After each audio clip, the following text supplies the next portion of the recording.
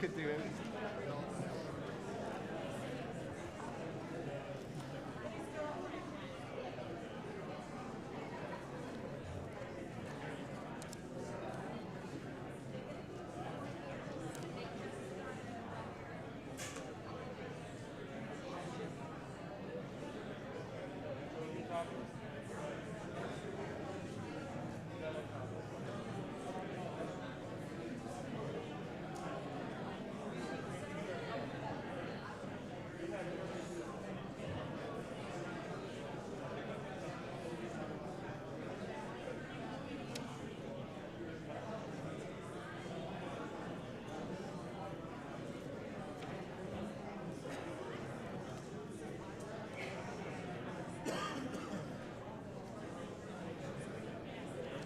What were you doing at the very beginning of the pandemic? You were working in Boulder? Yep. Yeah, I was in Boulder, and yeah, it was kind of like we hardly missed a beat. We were already online,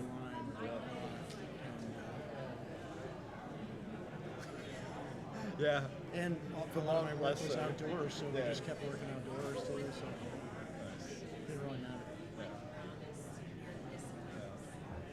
We learned what Zoom meetings were. I had a remote job before the pandemic, and so I was aware of like Slack and Zoom meetings, but it was pretty uncommon. Yeah, it was quite a shift.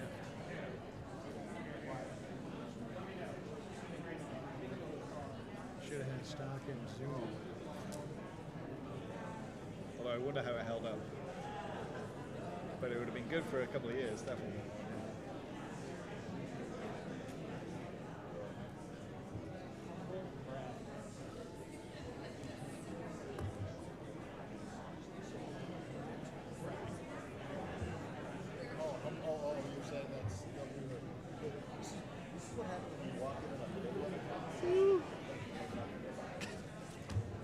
All right, we're 5 minutes behind Ian. Hey! Was that the summons? No, I just did a little cigarette.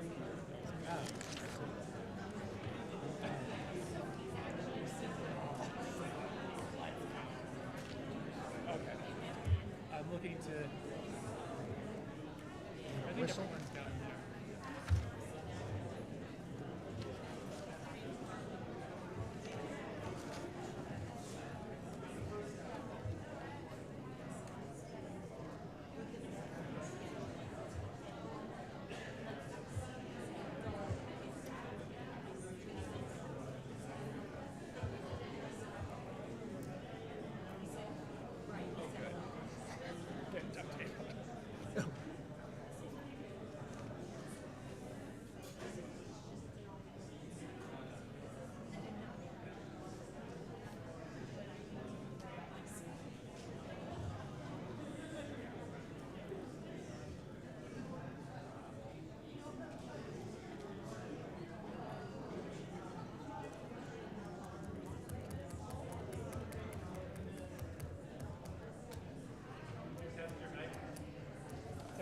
Test. Test, test, yeah? Sounds good. Sweet. Are we good to go? Great. All right, I'm just going to let Bob Ozer sit down. And we can get started.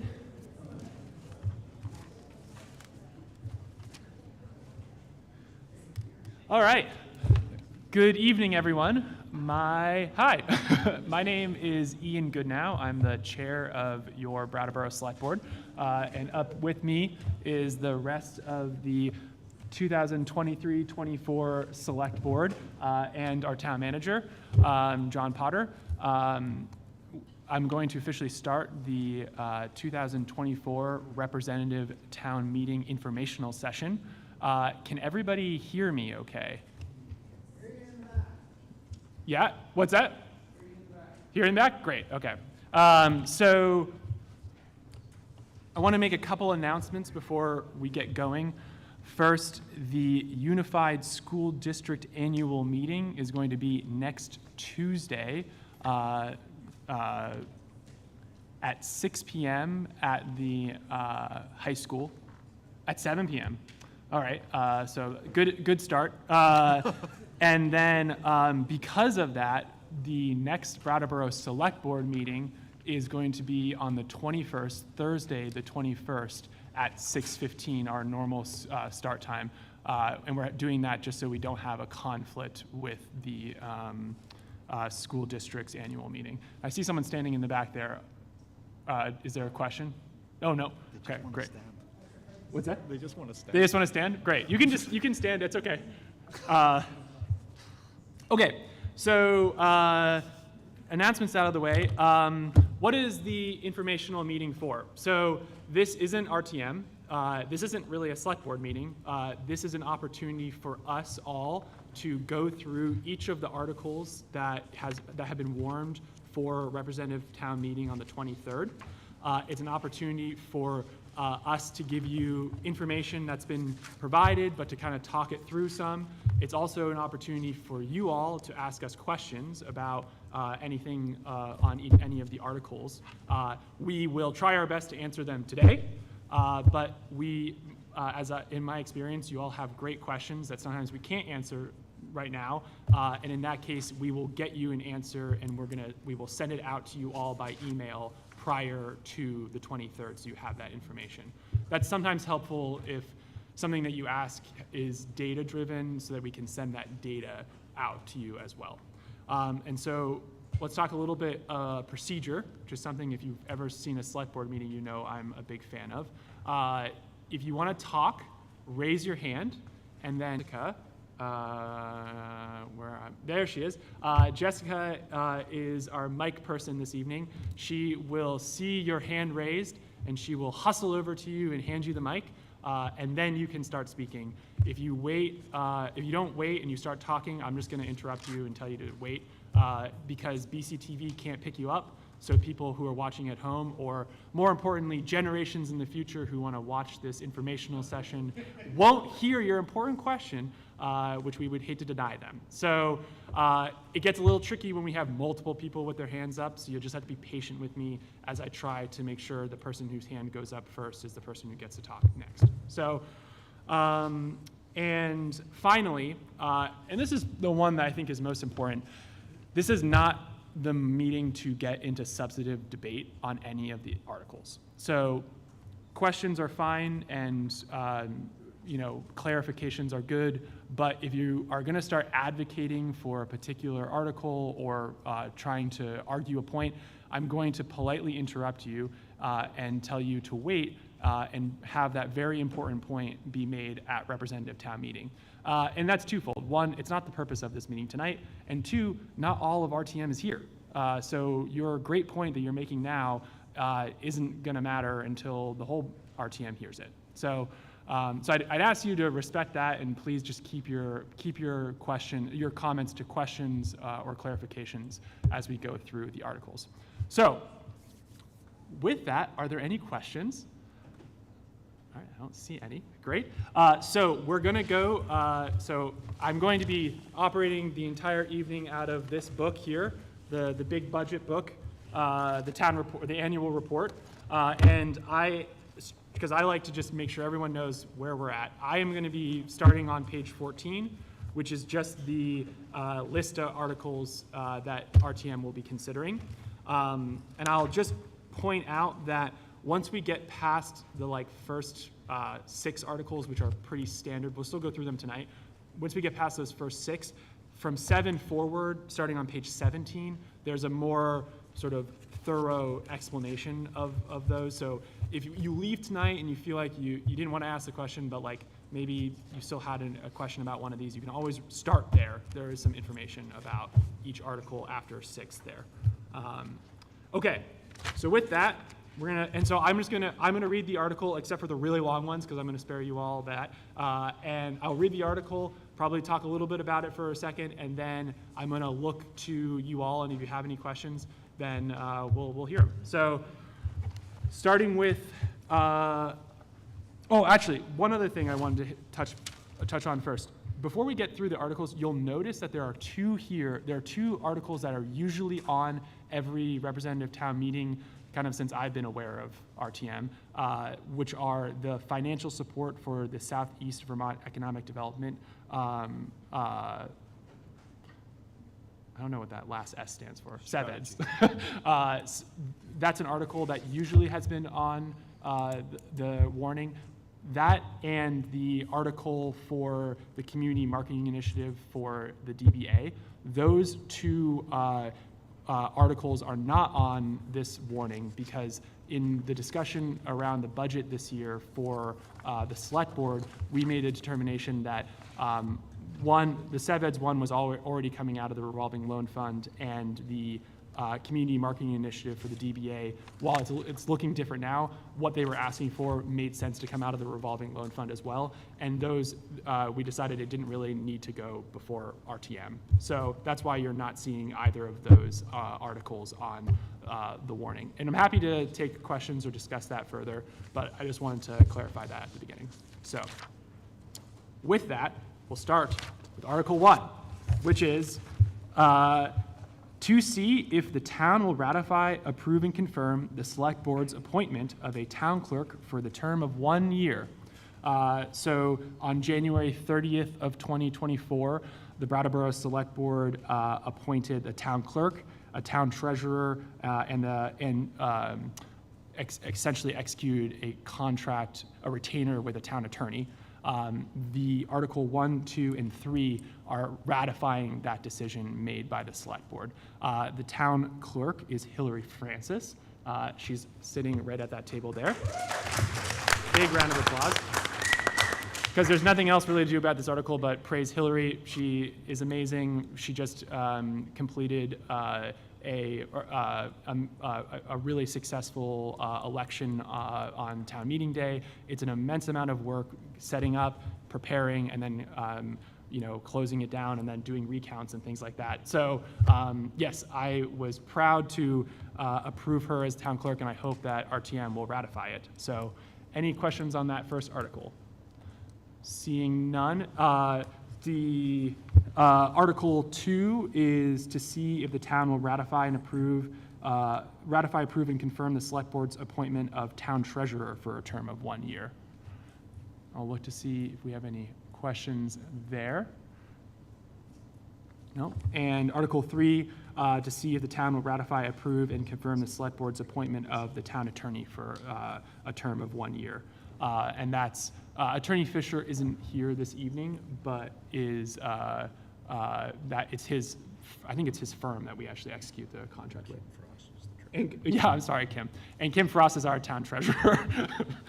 So I apologize for not acknowledging that as well. Spoon.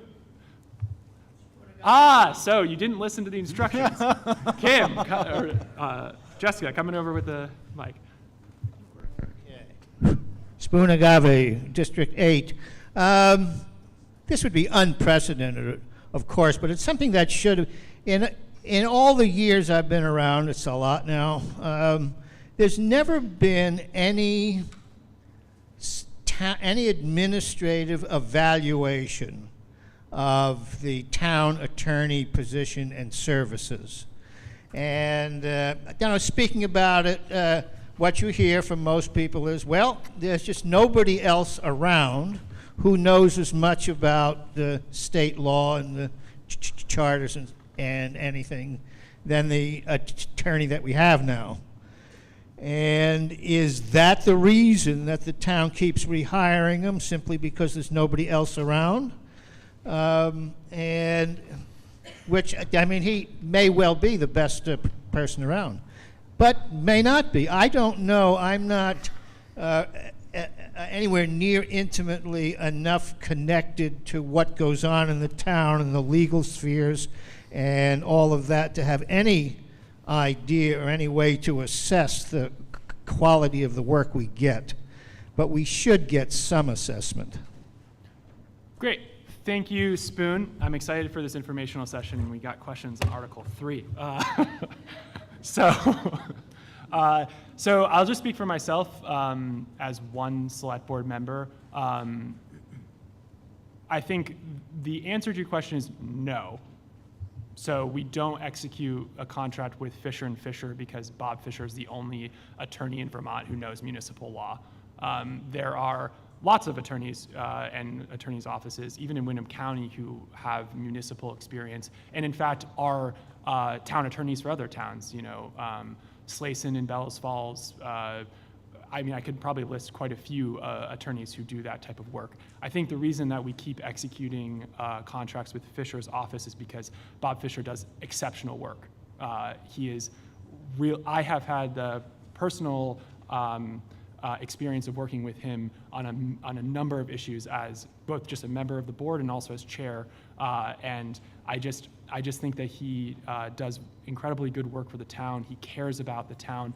It's more than, my experience is that it's more than just a business relationship. He cares deeply about the work that he does, and he gives a lot of time to the town. And I think if you were to really calculate the number of dollars he makes per hour based on the retainer agreement that we execute with him, which is just a flat fee, it would probably be pretty amazing how little he's making.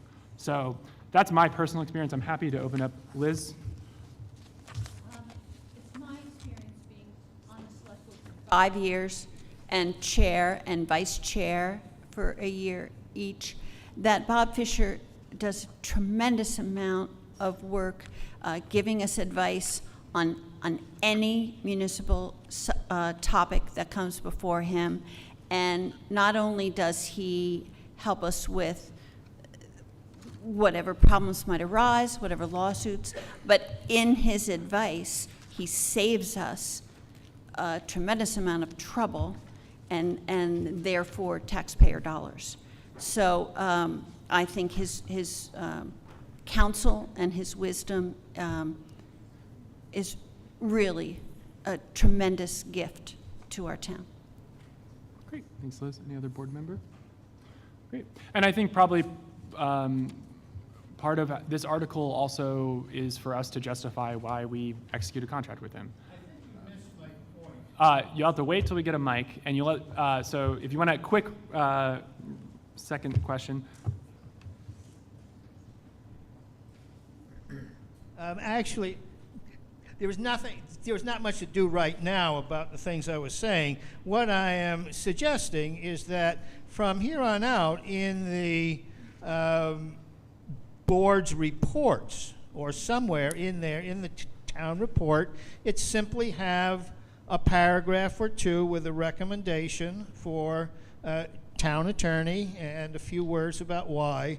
It's not really appropriate, I think, for you to have to sit there and find reasons or whatever, because this is not a debate here whether he's the best person or not. Great, okay, thank you, Spoon. Any other questions on Article 3? No, all right. So we're gonna move on to Article 4, which is to act on the town auditor's report. So that can be found on pages 111 to the very last page of the town report, which is page 177. And if you go to the very end, you'll see that there are no corrective actions needed to be taken. And that's because the report was good. So, yes.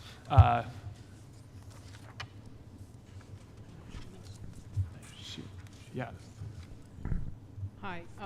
Hi, Ronnie Byrne, District 9. Just a really quick question. What exactly do you mean to act on? Good question. So my understanding, and I will definitely look to be corrected if I'm wrong here, but my understanding is if the report had corrective actions to be taken, that would be what RTM would be approving. Is that correct?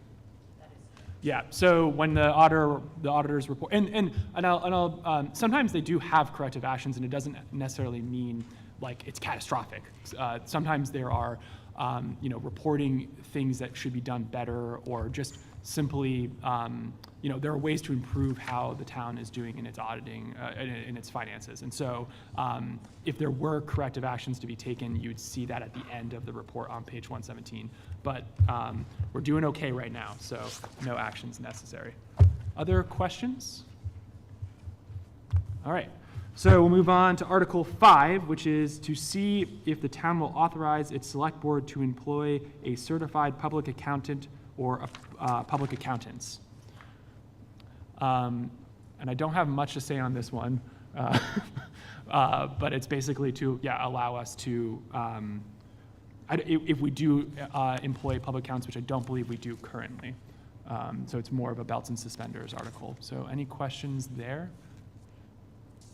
Seeing none. Okay, so we'll move on to Article 6, which is to see if the town will authorize its select board to borrow money in anticipation of taxes, grants, and other revenues. This is another belts and suspenders article, and by that what I mean is it's a protective article for the board, for the town, in case it's something that we do need. If we had Bob Fisher here, he would say it's just something that like most municipalities put in their warning to make sure that the town can protect itself for the fiscal year. Yes, and I may not be able to answer this question, but we'll see. Jessica, Abby.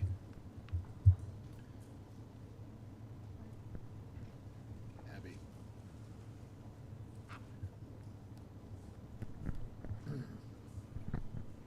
Thanks. Abby Manukin, District 8.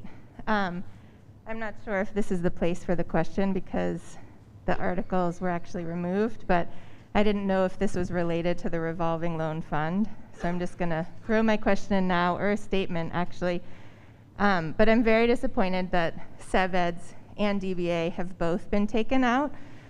It feels like another way of diminishing or even just like removing local control from two articles that historically have had really vibrant debate, and even if they have ultimately passed, sometimes those debates have lasted more than an hour each. And so I can't help but wonder if it was just a way to quell public interaction and pretty legitimate questions on how the town is spending its money. And already I think there's a lot of concern that we're here to just rubber stamp stuff. And when you remove articles that really have reason for local engagement, it's really discouraging. I appreciate the comment, Abby. I think let's not have a whole debate about that right now because it's not really related to this article. I'm trying to think of where we can talk about that.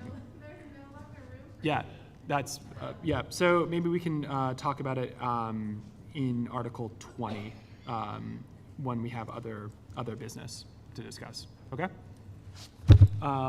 Okay, Article 7 is to see if the town will authorize the following capital improvement to construct the secondary Pleasant Valley water storage tank, an estimated cost of $1,620,000, and will authorize the issuance of notes and or bonds in the aggregate principal amount not to What's that?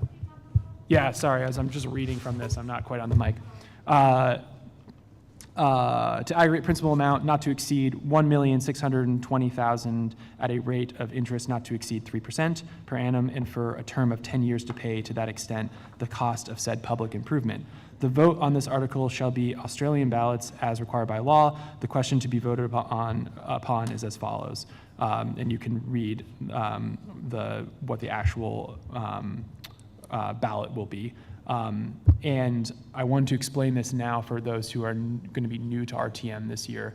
So this is not going to be an article that Mr. Gardenstein's going to read out. It's going to be a ballot that will be available to you when you go to RTM on Saturday, the 23rd. And the polls will open at 10 a.m.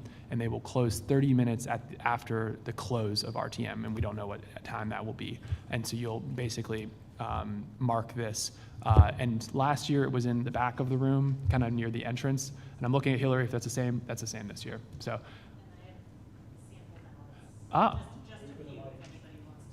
I'll just say it again.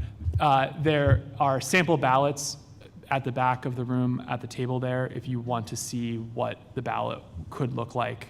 And Yeah, and it just takes a couple minutes, and you can just do it during like the lunch break time too if you don't want to miss discussion. And with that, I'm going to turn it over to Assistant Town Manager. Oh, I got a question. If it's about the article itself, I'm going to let the presentation happen first. It's about the process. Process, great. And Jessica's on the other side of the room, so we'll give it a second. Thank you.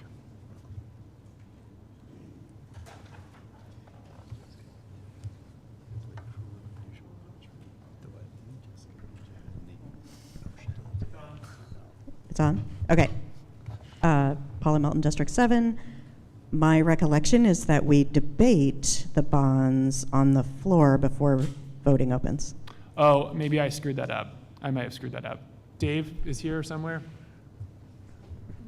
No? He's here. We do debate it at some point in it.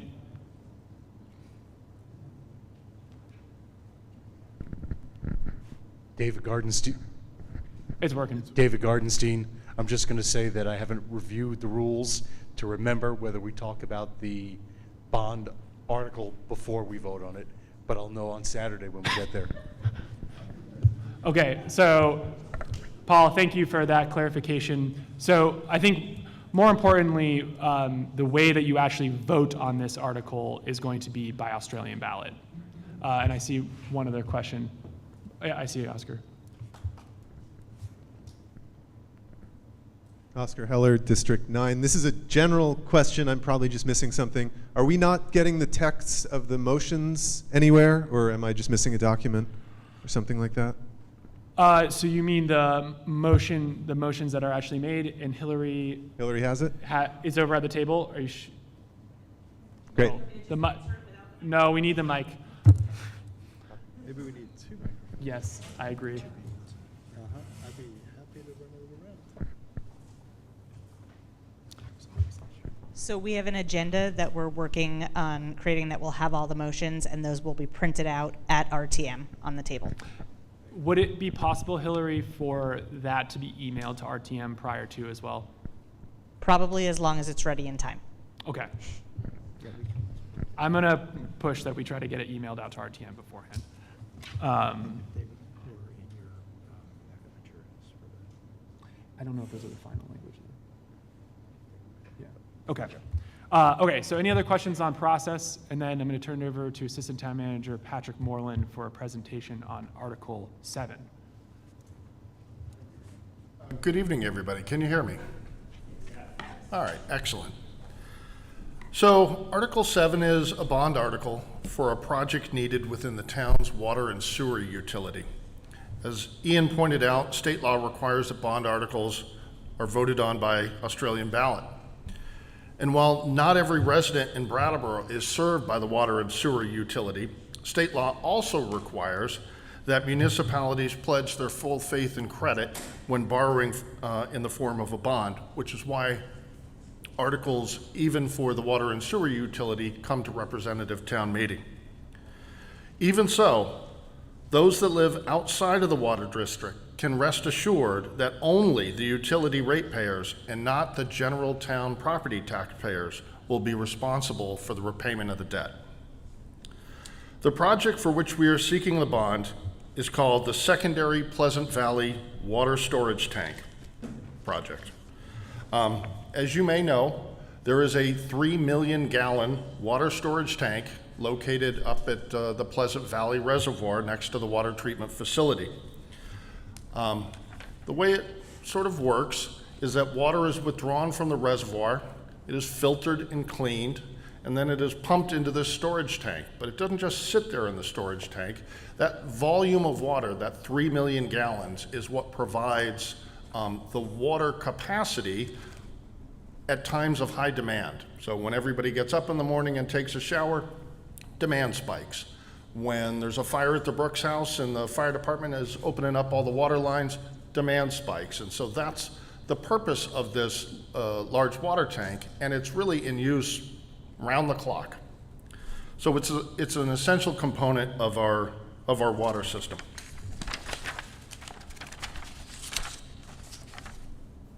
And that particular length of the portion of town served by this is actually quite extensive. It's all of West Brattleboro and it goes all the way to the downtown. So it's pretty essential.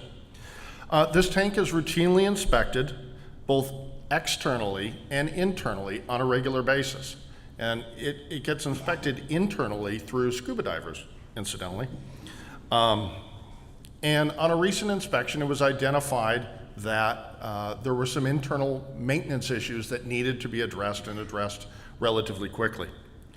In order to make these repairs, the tank must be drained and taken offline. Next slide. Typically, this is an opportunity for a temporary water storage tank. But because of the specific space needs of a temporary water storage tank and how they relate to the site conditions at Pleasant Valley, they're not a very good match and will require a great amount of site preparation, costly site preparation, in order to make use of a temporary water tank. Our investigation further identified that it would actually be more cost effective to install a secondary permanent water tank than to pursue a temporary water tank. And so for this reason, the secondary water storage tank project involves the installation of a new 400,000 gallon water tank adjacent to the existing 3 million gallon tank. The cost of this project is about $1.62 million. And I think it's important to recognize that the timing of this project really couldn't be better. The state of Vermont continues to direct federal dollars into facilitating municipal water and sewer infrastructure projects. They're making it very attractive. By financing this improvement through the Drinking Water State Revolving Fund, which is administered by the Vermont Bond Bank, we receive very favorable terms, including 0% interest and 50% state subsidy.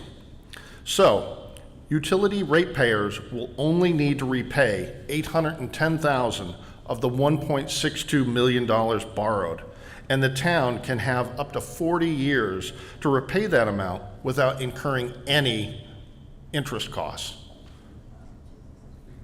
That's Article 7. Great. Thank you.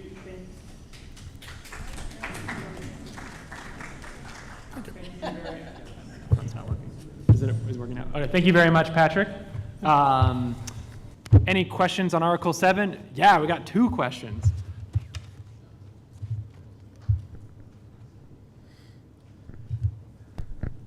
Tom Mosikowski, District 8. Tom, why don't you stand up for us? Got all this stuff on my lap. In the description on page 17, well, in there, so, but in the description it says, we can pay the loan off early without penalty. Why would we want to? Why not wait until the very last year with inflation? Like, why is that even mentioned in there as an option? Interest? I mean, that would be something. Liz? If you want. Because a lot of loans, there is a penalty, and they're just pointing out that there is no penalty should we want to do that. I hope we don't. Didn't work then. All right, Spoon? And I don't know if people are, like, when they're done with the mic, like, turning it off. Just leave it on so we don't. Is the intention to take out a 40-year loan on this? I mean, that seems like a long time to repay $800,000.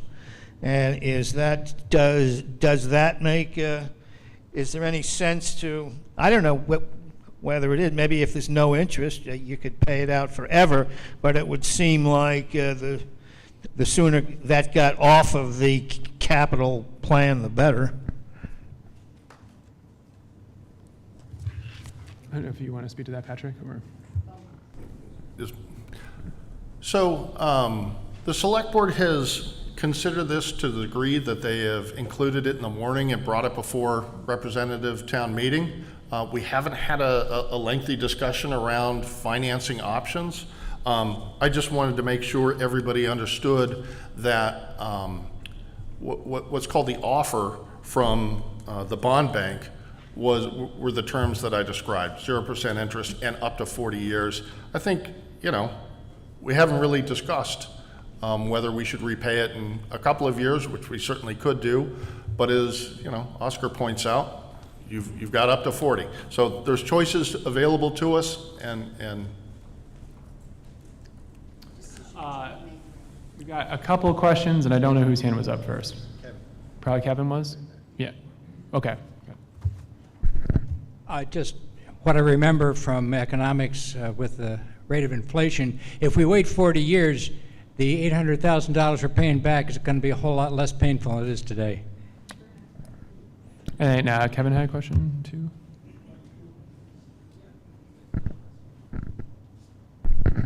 Hi, Kevin O'Brien, District 9. Do we know a figure for how it's going to impact folks in their pocketbook? Because it's only the folks that are going to be receiving the water are going to be paying this back, correct?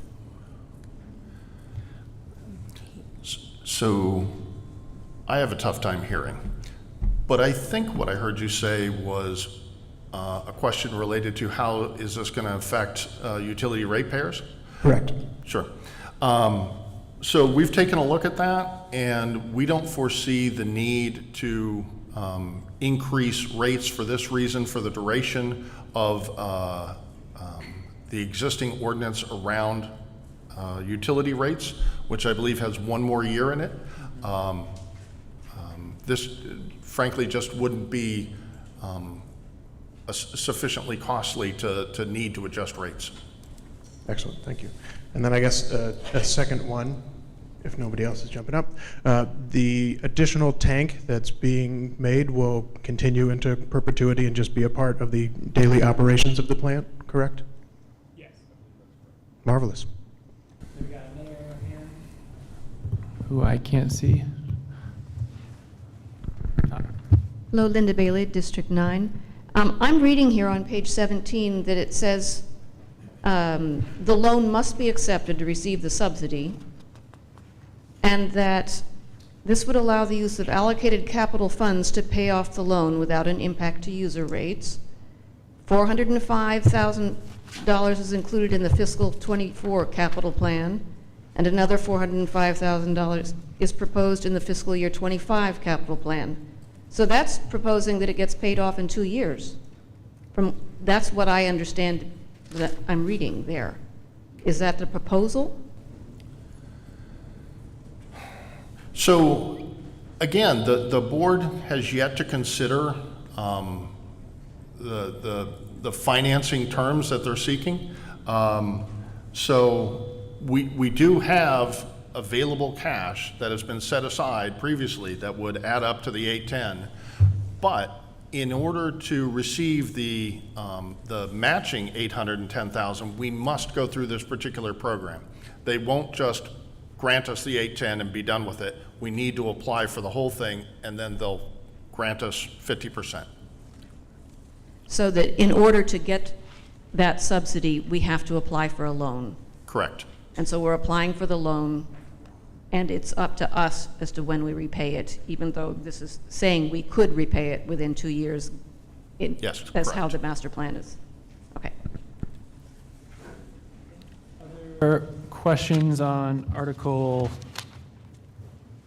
7? Yeah, Gary.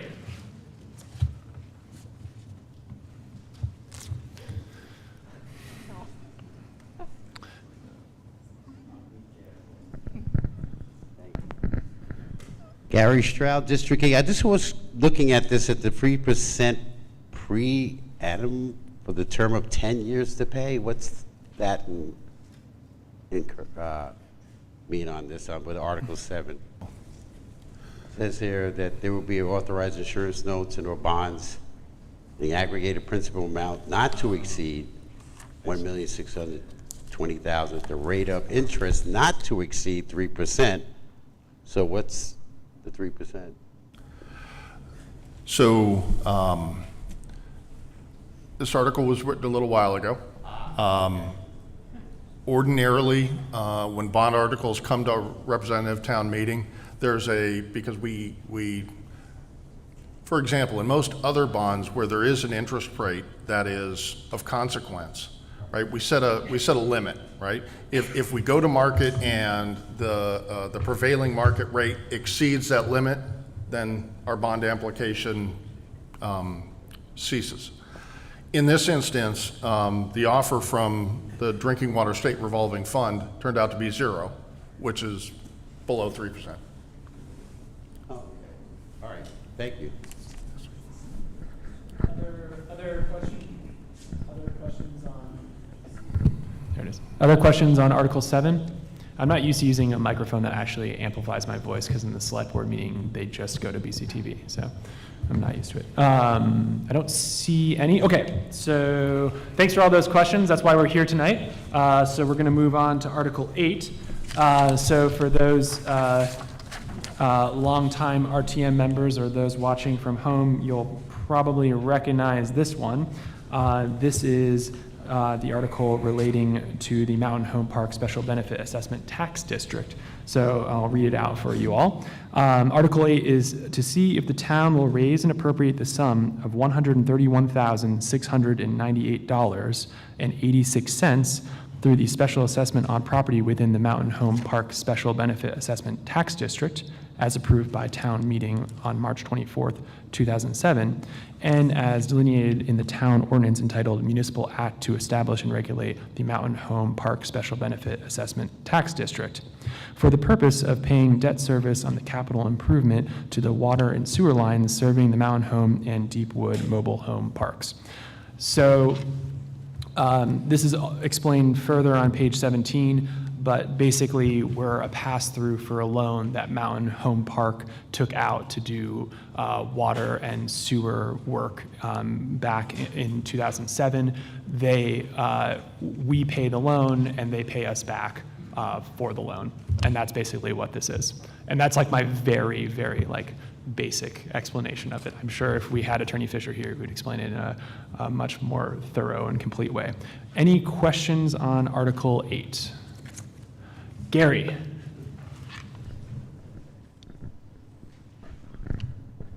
Wouldn't be doing my job if I didn't ask. Fair enough. So did FEMA at some point come in because there was a lot of flood? Did they add to this? Is this? What's the question? Well, as far as with FEMA paying off some of the, was there any damage that there was done up there during the flooding as well, too? Yeah, Liz? The state of Vermont has given Tri-Park various loans and so forth. This is not part of it. Okay. This is a long-standing utility agreement, and as you'll see on page 18, it was recently restructured to be much less of an amount, but it is, again, just a pass-through that Mountain Home is responsible for this loan. Right. We are getting the loan for them because we are the municipality. They pay it back every year, and it's separate from any FEMA or any other utility grants that the state might give to Tri-Park or Mountain Home. Oh, okay, this is recurring, basically. We've been doing it This every is year. every year they Right. pay back. Right, and that's for you newbies as well, too. Got educated. Thank you. You're welcome. Thank you, Gary, and I see Oscar. And I just mentioned, if you look on page 18, which is like the wraparound on this article, in 2021, there was a restructure of this loan.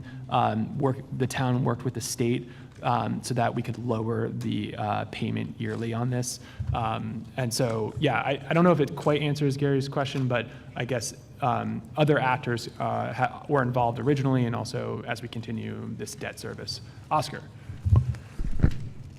Real quick, just to confirm that I'm right about this and for information, this and Article 9, these two assessments are both they don't affect the general fund budget, correct? They're assessments of the mobile home community and the downtown improvement districts. Correct.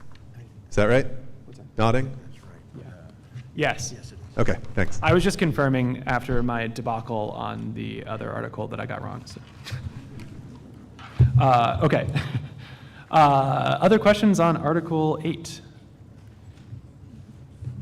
Seeing none, we're going to move on to Article 9, which is to see if the town will raise and appropriate the sum of $80,000 through the special assessment on properties within the Downtown Improvement District as approved by town meeting on March 19th, 2005, and as delineated in the town ordinance entitled Municipal Act to Establish and Regulate Downtown Improvement Districts, to be used for capital and operating costs of projects of the town's duly designated downtown organization as reflected in its work plan and budget. And the designated downtown organization for the town of Brattleboro is the Downtown Brattleboro Alliance, the DBA. So questions on, this is another article that we see every year. So just look to see if there are any questions on this. Yes.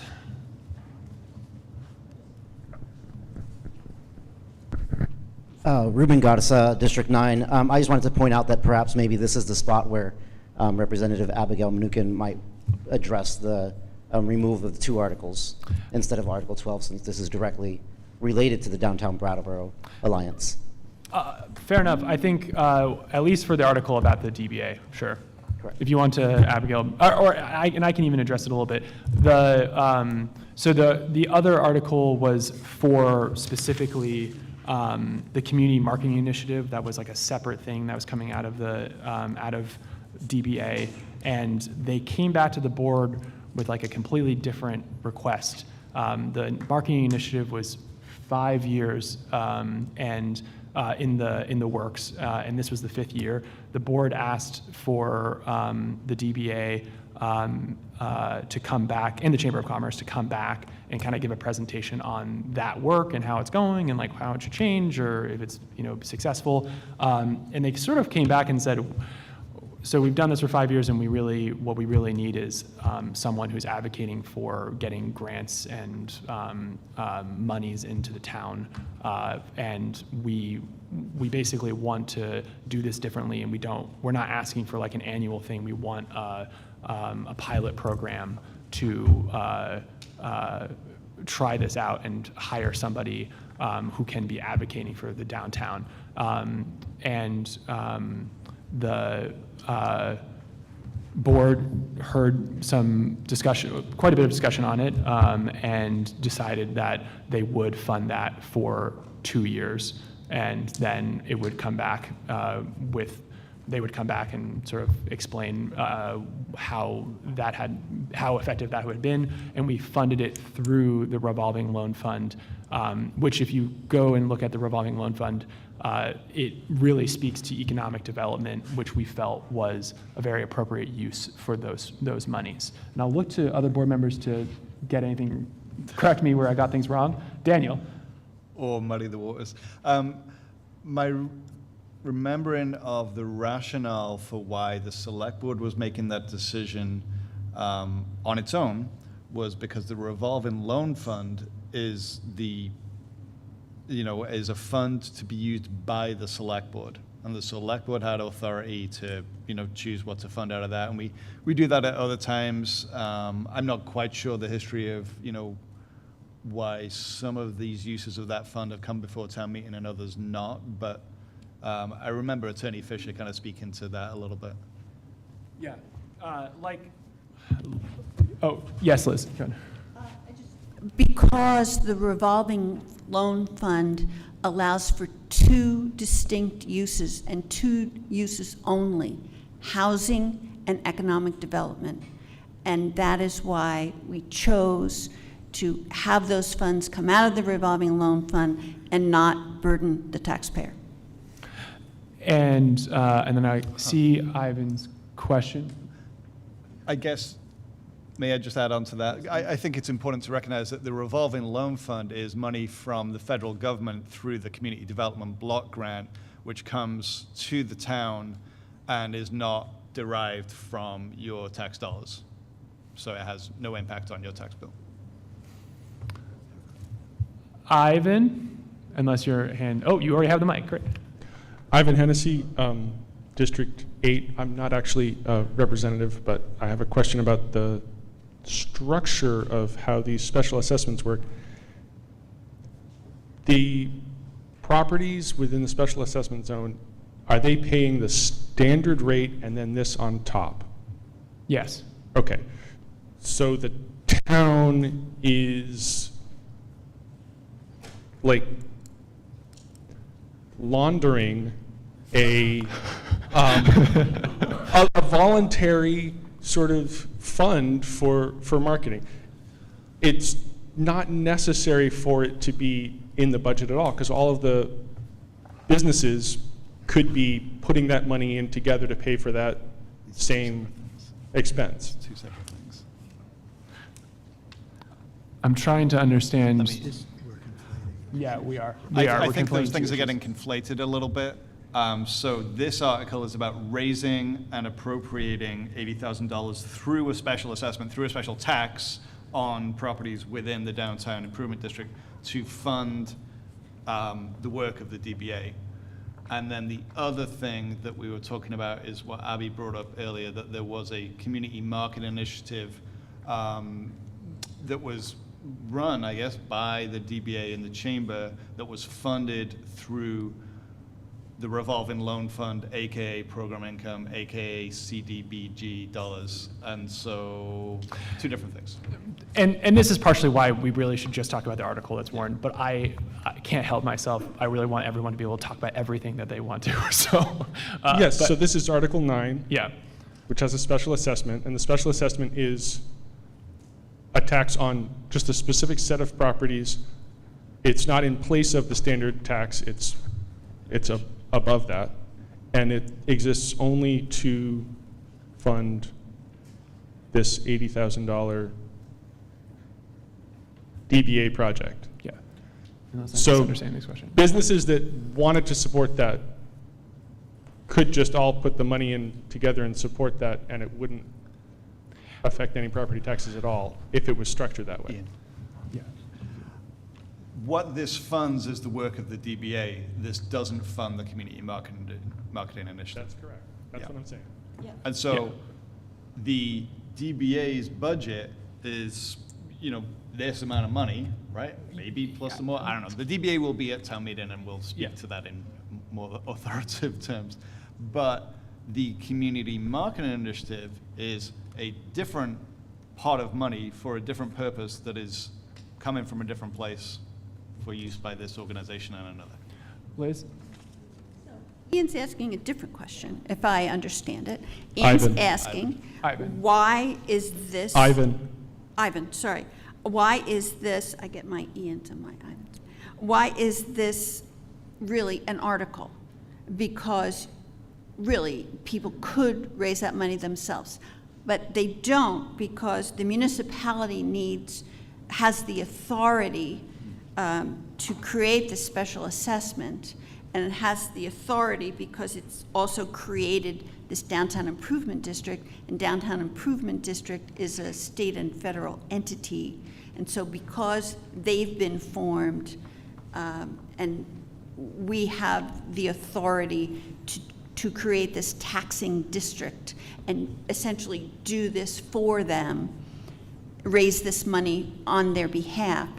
Similarly to what the Tri-Park was doing, that the municipality's involved because it's beneficial for everybody to have the municipality involved. It's not tax dollars, it's this special assessment, but it has to be done in this manner. All right. Thank you. John, you're good? Okay. I see a hand there. I had some other hands, but they've gone down now, so. Oh, do you want to?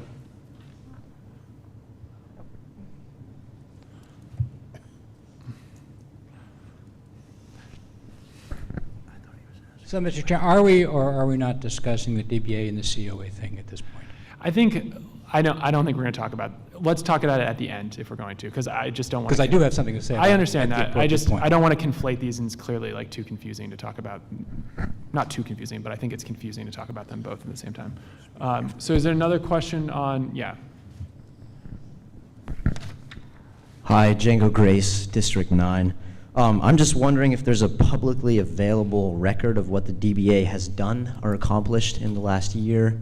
I'm not seeing it in the annual report, and I think that would be helpful for voters to see what this thing is actually doing. I've never heard of it. Yeah, definitely there is. I know that it'll be in the select board backup material from the meetings where they've presented, but I can also see. Right, there's an old one, but not from the last year, I believe. Page 88, page 88. Okay. Yeah, you're asking beyond this, correct? Yes. Beyond this, yes. So there's a report on page 88, but you're asking beyond this report if there's other material? Yes. Okay. So yeah. Okay. We've clarified? Yes, thank you. Okay. I think I misunderstood that question, but other questions on Article 9? Okay, seeing none. We're going to go on to Article 10. So this is the Human Services article. I'm going to spare you all, and I'm not going to read out the entire thing because you've already heard me talk a lot tonight. But just the beginning of it is to see if the town will raise and appropriate the sum of $367,810 to support human service programs and facilities for the residents of Brattleboro to be allocated among 36 service providers in the following manner, and it lists it all out. I believe I drew the lucky straw to actually have this article at RTM again, so I will read out this entire thing at RTM, but needless to say, to save ourselves time tonight, these entities are allocated funds from work done by the Human Services Committee. They will be available at RTM to answer questions. There are members here tonight that are available to answer questions. But just very briefly, they were given, they were allocated an amount up to 2% of the last budget to give towards organizations this year. They have a very thorough, rigorous process that they go through to determine how to allocate those funds. And this is the result of a lot of work. They didn't go all the way up to the 2%. They allocated lower than that amount because that's what they determined was the right amount to allocate based on the need that was requested in the community. And I think that if there are questions, I can try to answer them or direct them to members of the Human Services Committee. No? Okay. Tim? I'm looking at Tim. He has his hand up first.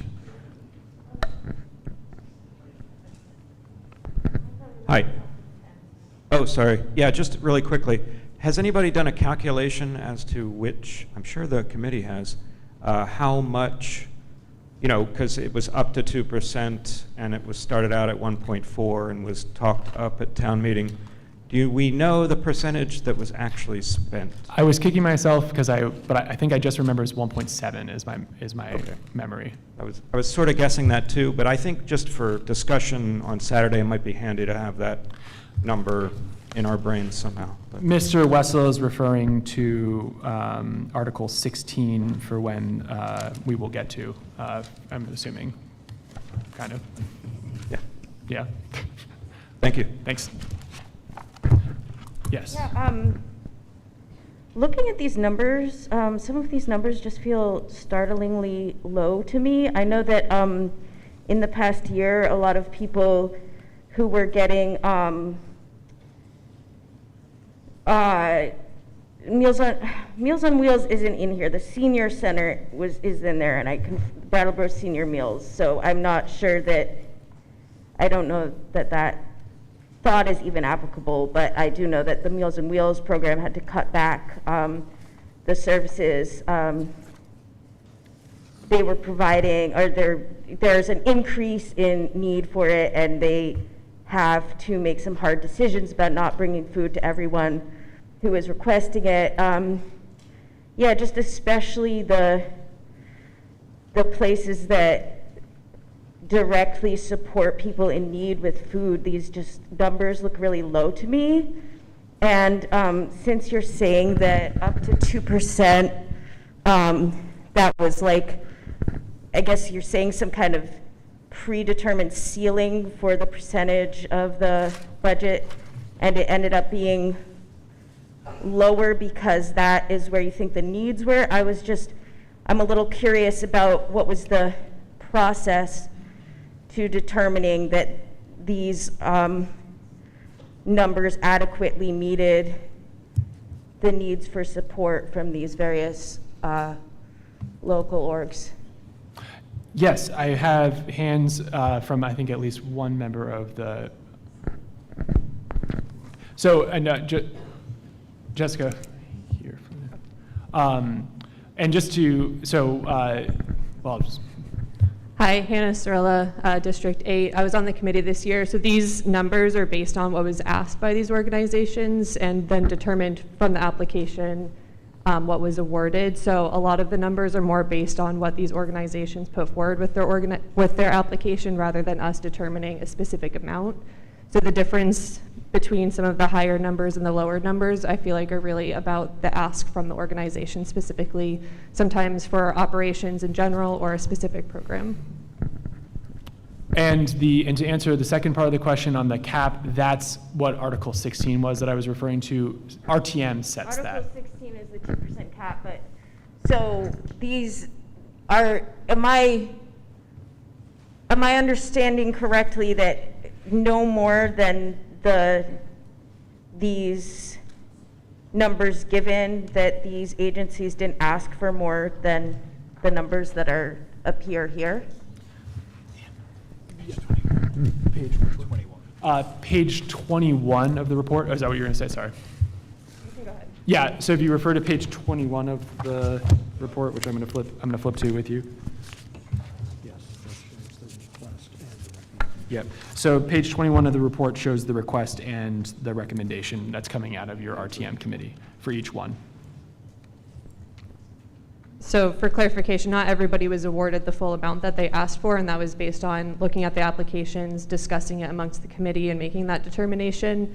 But the initial amount that was asked for was kind of the baseline based on what the organization put forward in the application itself. And see, Frick's got a question, and then I thought I saw another hand too. Oh, yeah. Hi, Frick Sprite, District 3 squared. I think that's what we should call ourselves from now on. I want to just put in a plug for the fine work of this committee. They have saved us so much time and aggravation getting a better result than we ever got at town meeting. The days of the popularity contest, where we really weren't able to have the level of granular information about the various different organizations that were requesting money, it was ridiculous. And the other piece of context here is that for those who weren't at town meeting last year, we encouraged a significant increase in that budget. I don't remember. I almost want to say we doubled it. It was a huge increase, whatever it was.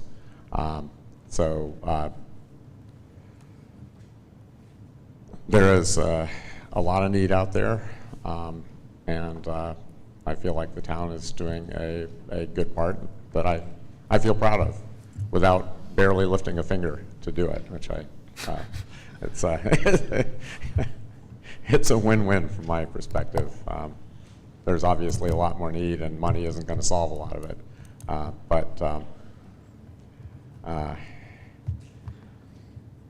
So I want to thank the committee, I guess is what I'm trying to say. All right. Great. Thank you, Frick. And I see a hand back in the back there. And if everyone can just, I know who you are. If you can just state your name so everyone here knows who you are, that'd be nice. David Miner, I'm in District 7. I am also on the Human Services Committee. It should be noted that although we were granted a cap of 2%, the amount of requests fell short of that. So it was roughly 430,000, and we only got applications totaling 417,000. So, and you know, it was, I think his statement was correct. We did not go through applications and say, geez, somebody applied only for 10, let's give them more. We felt that the organizations themselves, we trusted them to know what they're doing, what they need, and so we worked, you know, with the applications that they provided. Thank you, David, and he is the chair of your Human Services Committee. Yeah. And I echo Frick on the gratitude to the work of that committee. Other questions on Article 10? Seeing none. All right, we're going to move on to Article 11. Oh, so if you want to stand up, wait till you get the mic. If you want to wait till you get the mic.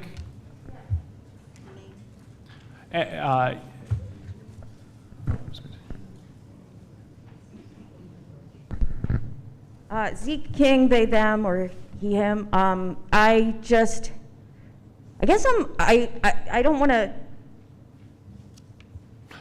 undermine the appreciation for the Human Services Committee. I don't doubt that they worked really hard, and you know, to consider this, and I'm just like so confused because there's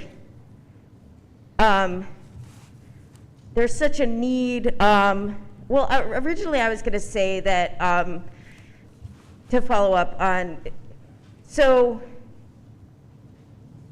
you know, I think that these, am I correct in thinking that these figures were decided on prior to the tragedy at Morningside and the loss of our only long-term residential shelter in town? The decision was made in the late fall into the winter, so I believe that would be after. This past fall? Yeah.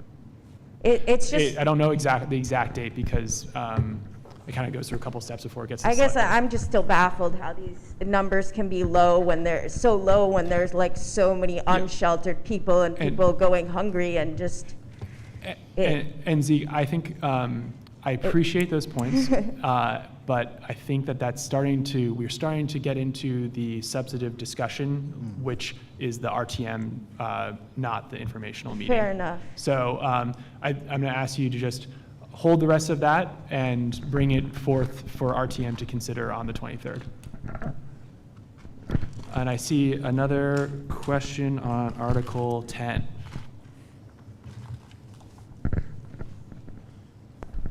Yes, I'm Andy Davis. I think one piece of information, and this is information, I'm not advocating, but one piece of information that has not been mentioned about the process, these numbers are not those organizations' full budget. They have budgets and other, are you all listening over here? Because I'm answering your question. These organizations... Andy. Have more, well, it was just they were having a conversation while I was responding. Yeah. Just human decency. So these are not the full budgets of these organizations. These organizations have other sources of income. And what goes on at the Human Services Committee is looking at the full picture of what an organization is asking. And so that's just a piece that hasn't been spoken. And it might be easy to look at those numbers and go, this is a tiny number for the need. But this is not the full source of resources for those organizations and projects. Thank you. Thank you very much, Andy. I think it's an important point. Gary.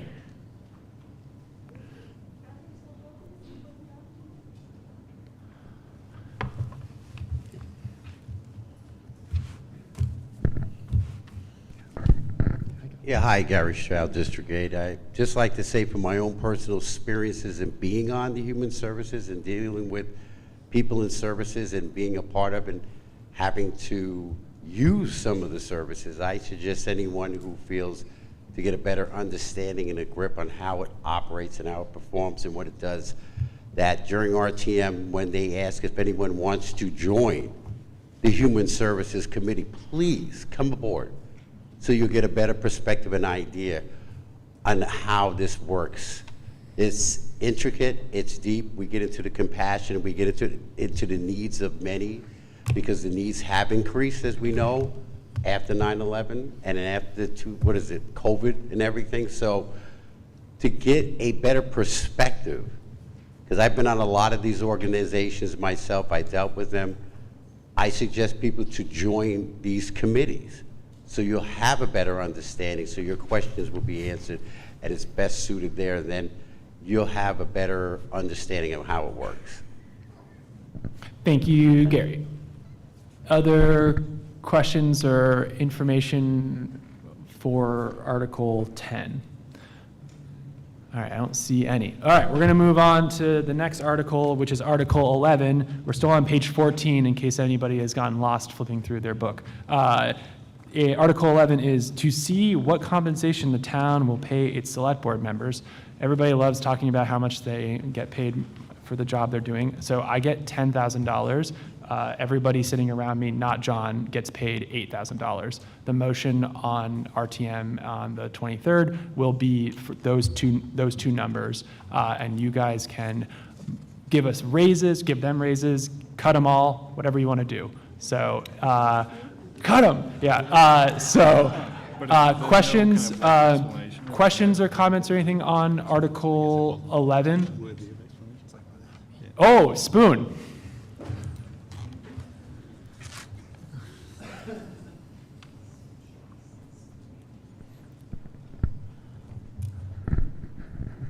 One of the major arguments for raising the pay.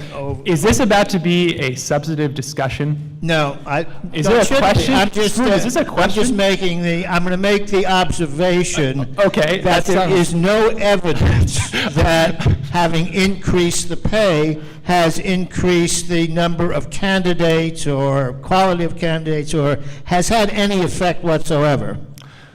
All right. Thank you. Got another. And Spoon, I'm sorry to interrupt. I'm joking around a little. I think it's a really good point. I just make it for RTM when we're, yeah. If you know the answer to this, that'd be awesome. What is like the most amount of money that any select board member in Vermont made? I have no idea. Okay. That's great to know. But we can find that out for you. We will find that out. We'll find that out for RTM before the 23rd. But there are quite a few select boards, and I think we should probably, if we're going to get an accurate number, we should look at like boards of aldermen and city councils as well to make a determination on that. Yeah. So we can look into that. Yeah. Great. Other questions on Article 11? Seeing none. All right. We're going to move on to Article 12. So this is to see if the town will transfer from the unassigned general fund balance the sum of $268,862 to be used for street paving and capital road improvement projects. So the unassigned general fund balance is the funds that are sort of remaining at the end of the year that haven't been assigned. RTM needs to approve the use of any of those unassigned funds, and so we're using them towards street paving and capital road improvements. Not what's it? Capital costs. Capital costs. See, and we use these funds towards capital non-operating costs, so that I guess you don't want to use some monies that you weren't expecting and put them towards operating costs, because you don't want the town to get dependent on those funds that may not come the next year. So we tried as a policy to take unassigned general fund balance and apply it towards capital costs like road improvement, so that the town isn't relying on its operating costs with those monies. I think I saw a hand. Yes.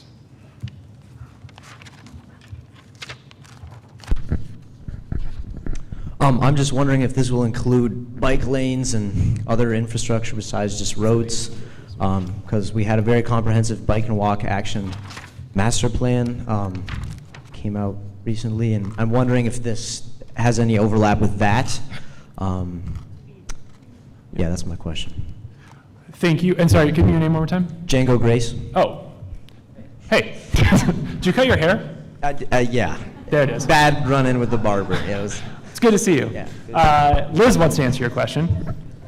The ARPA funding included a considerable amount for the bike walk action plan. So this money does not go toward that at all. No, it's going for roads and sidewalks, but the bike walk action plan is getting several $100,000, from what I understand, of ARPA money. Is there any way that members of RTM can have a say in where this money specifically will go in the improvement of roads and stuff, or is that just like it goes to DPW and they do what they want with it? The ARPA discussion that was at the select board was quite extensive, and the bike. No, excuse me, I'm talking about the Article 12, like the money in Article 12. Well, I'll just tell you that the bike walk people came to that meeting, discussed it in depth, and got the select board to approve several $100,000 specifically for the bike walk action plan. You got the town manager to actually talk, so. Yeah, maybe. Yeah, it's a good question. The work plan that the DPW puts together each year is based on sort of the condition of the roads around town. And they are currently working on this asset management system, getting all of those roads into this asset management system, which will describe a process over many years to bring our roads back up to standard. So this particular funding is focused on the roads themselves, and they just completed a pavement condition assessment, and that's what this funding will be going towards, the roads that need it the most. So. Thank you. Yep. Thank you. Spoon.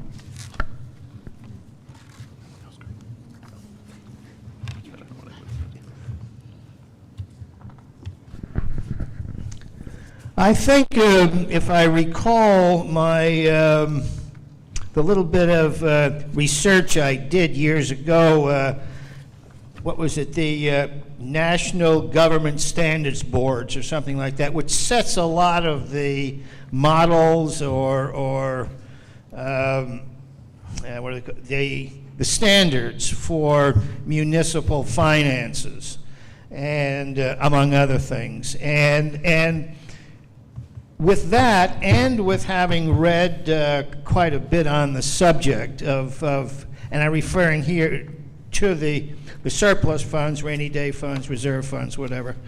And generally, it is good policy, it is the best policy, that if you're going to spend this money at all, it should go into capital projects. Paving is just maintenance. That's like getting a new roof or a new coat of paint on the house. These are things you do all the time to take care of the things you have. I think if people look on page 11, they'll see a section on bonds and notes, which I assume is referring to how much the town is currently in debt. And although I'm surprised it's that low, so maybe I'm not reading the whole thing. Maybe there's a lot more in the audit about debt and stuff. But in any case, what you'll see there is it's showing that at this moment, it seems we have $1 million worth of debt. Must be higher, because down below it says we paid $400,000 in interest. So there's probably a lot more debt that's not listed. It would seem that since this is the taxpayer money, the reserve funds, it should be used for something both more permanent and substantial, like a capital project, or paying down a loan so we're not paying so much interest. By using the reserve funds for maintenance, all we're doing is we're moving, we're not saving a dime. Either we would pay to have the roads paved through taxes, or we would either direct taxes or through the reserve fund, which is also taxes. So we're spending the same amount of money to pave the roads, whether it comes out of the reserve funds or the taxes. But we can save money if we apply the reserve funds to some of the debt that we have. If we reduce the debt by $240,000 or something, that would be a heck of a lot of interest that we would not be paying.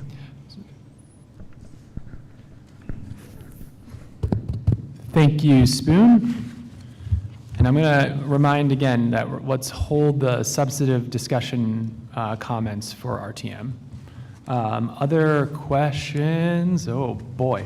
Questions in the far back first for, I'm sorry, we're still on Article 12. Jessica back there. The very back. And I just want to thank Jessica again for walking all around this gymnasium over and over again. Woo! All right. Yes, sorry. Rich Race, District 7. I'm not sure if this is the right place for the question, but I was curious why the DPW budget is so low this year. That is the next article.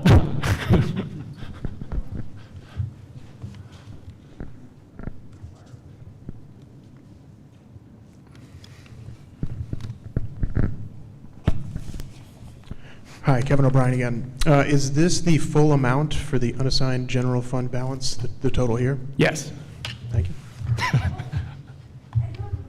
Article 12, actually. In light of the really shoddy job that they did on this Western Ave project, is the town planning on taking any legal action or something to recoup the money from the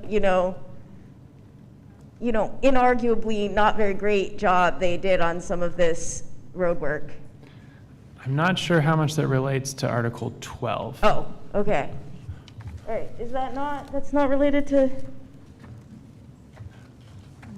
I apologize if that's not related. It is related to just the more general issue of paving and improvements. Other questions on Article 12? So, Spoon, can you keep it brief?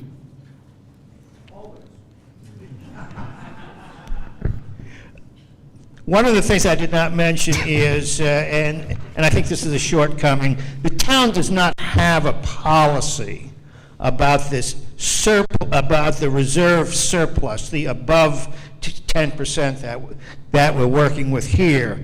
And we were aware of that years ago when John Leisenring was around, and he was helping us with a lot of new policies. That's when the reserve policy itself came into being.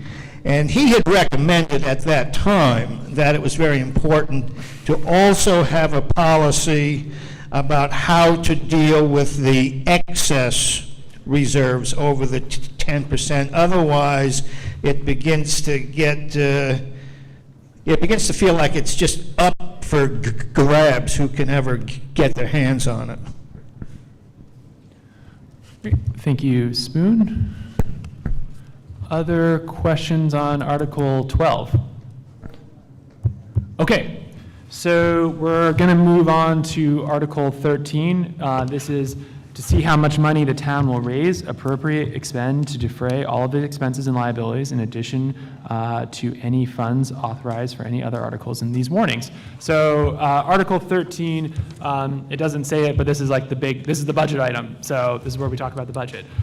So if you turn to page in the big book, it's page 103. And then there's also a more extensive breakdown, which if you didn't grab on your way in, is also available on the table there where Hillary Francis is. She's holding it in her hand right there.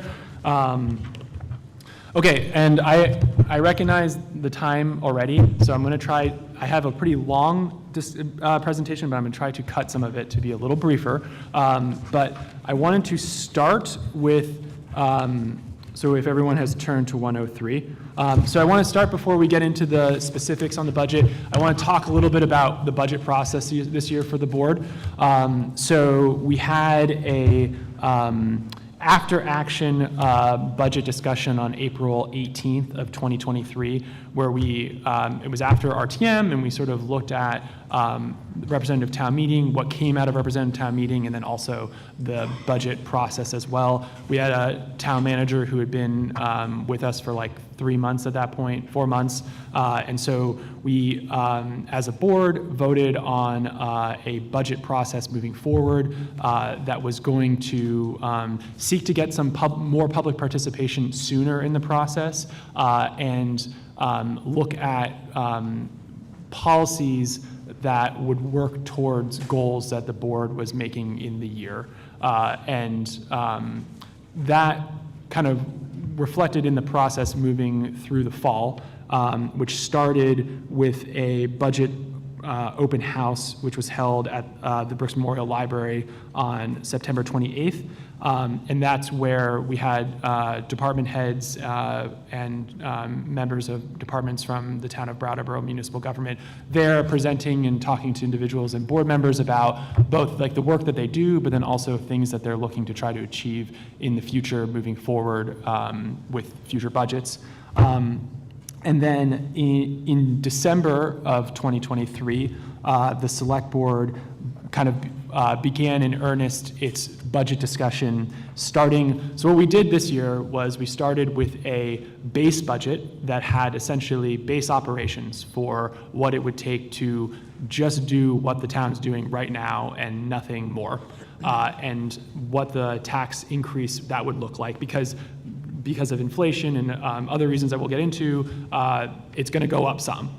And so we looked at the base budget, and then the board was presented with a series of what we called budget alternatives or budget options, which were both capital and base budget initiatives. Some of them were new employees, others were projects or funds, things that were not essential to the base budget of what the town will do, but could improve or expand services that are offered by the town.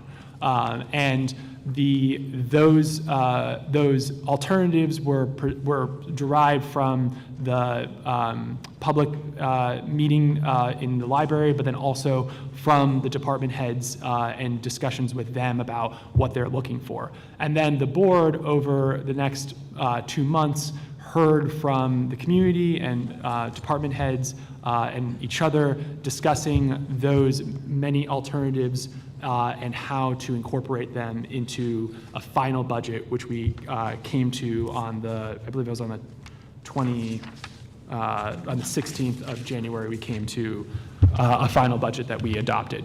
So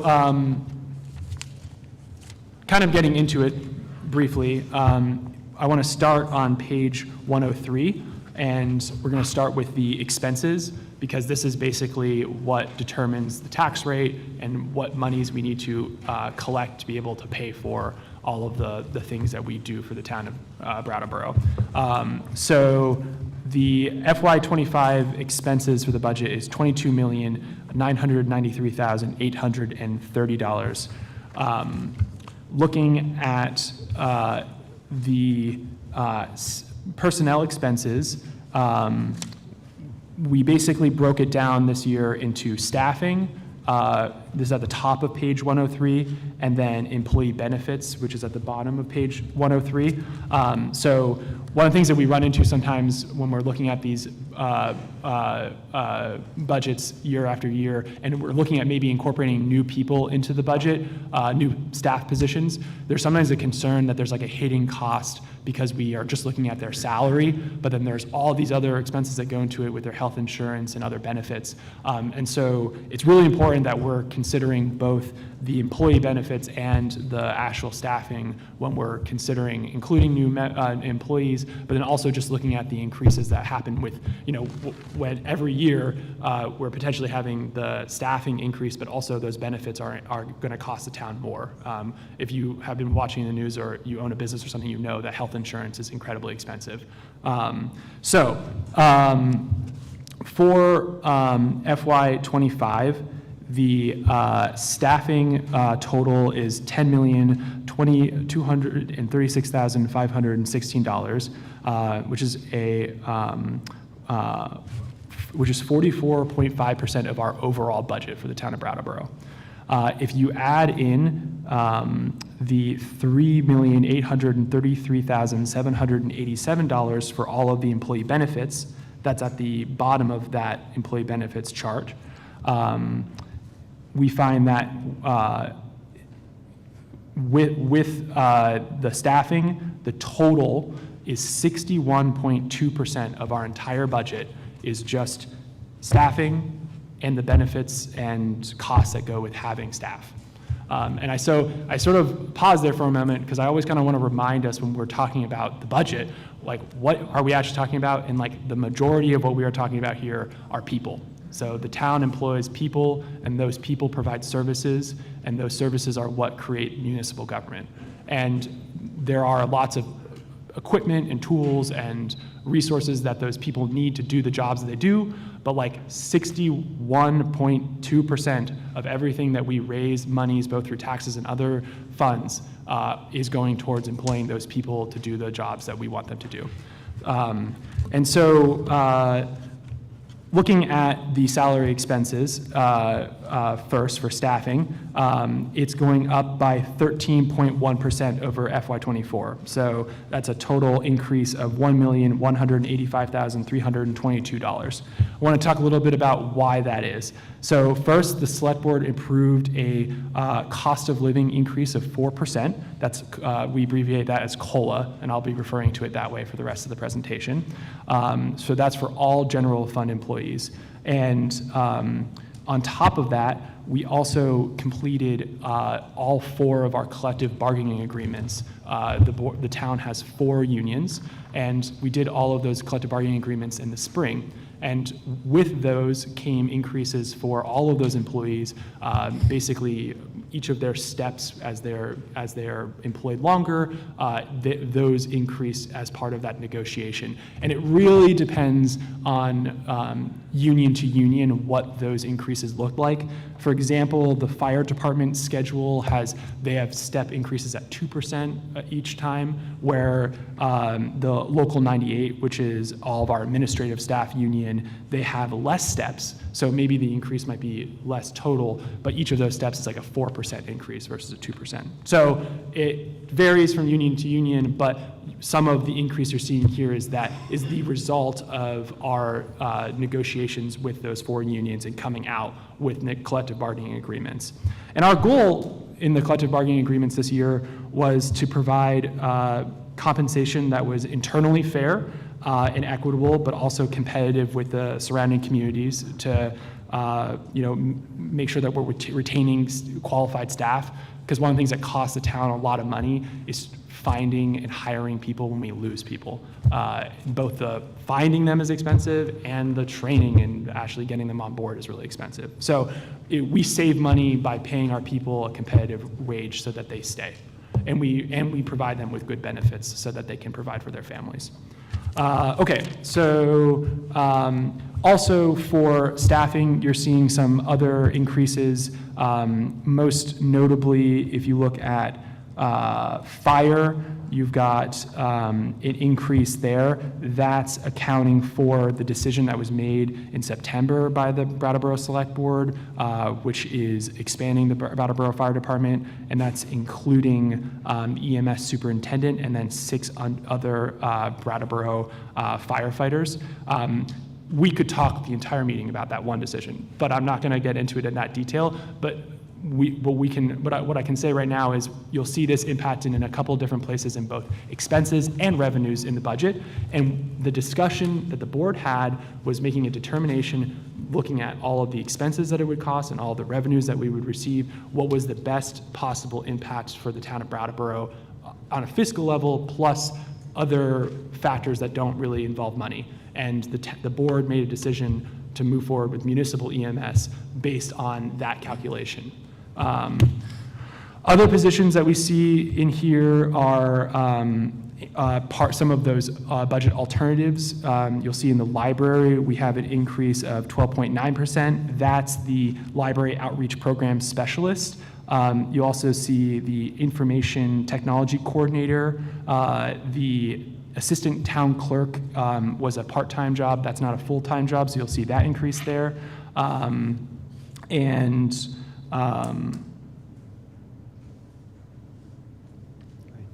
Yeah, and where was the, I'm trying to think of where the IT, in town manager's office. The IT coordinator is in town manager's office. So all 3 of those were budget alternatives that the board chose to move forward with as part of that separate second part of our budget discussion. Okay, so going down to benefits below staffing. So that's going to be an increase of $48,511. That's a 1.3% increase over FY24. So the increases are generally around Social Security, employee retirement, health savings payments, and health plan reimbursements.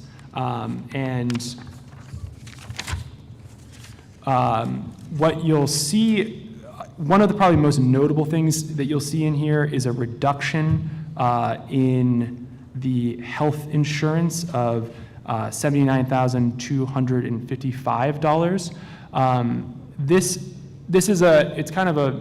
It's a little bit of a misnomer. It's not a savings to the town in total. It's a saving to the general fund. And the reason for that is because our finance director, Kim Frost, has a new way of basically accounting for different employees in the town and where their home sits. And there are employees in the town who basically are paid for through some of our enterprise funds that are not the general fund. And so the general fund has been basically paying more than its fair share of employee benefits and salaries for like ever. And so in a better administrating of the budget, we're putting the real cost to those enterprise funds to the enterprise funds instead of having the taxpayer in the general fund pay for all of it. So I don't want people to say, oh, wow, we saved $79,000 in health insurance. That's not really the case. The general fund saved that, but that cost is going to be seen in those enterprise funds. Those enterprise fund budgets are discussed at a later point during the select board year. They're not at RTM. Parking fund. Sorry, thank you. Utility fund. Moving on, and thank you for that.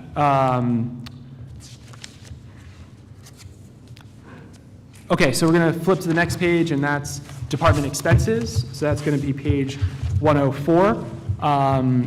So largest increases you're going to see are fire, police, town clerk, public works, and human resources. So keeping in mind sort of what I've been talking about here, we've moved away from people, and now we're in expenses, we're in equipment, that kind of stuff. We're not talking about the individuals anymore.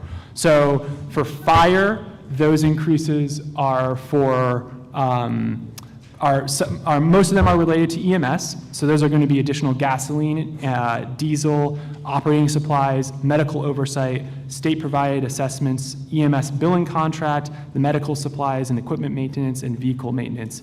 And then there are some other fees that are included in that which go towards electric, water, and basic occupancy costs for the fire department.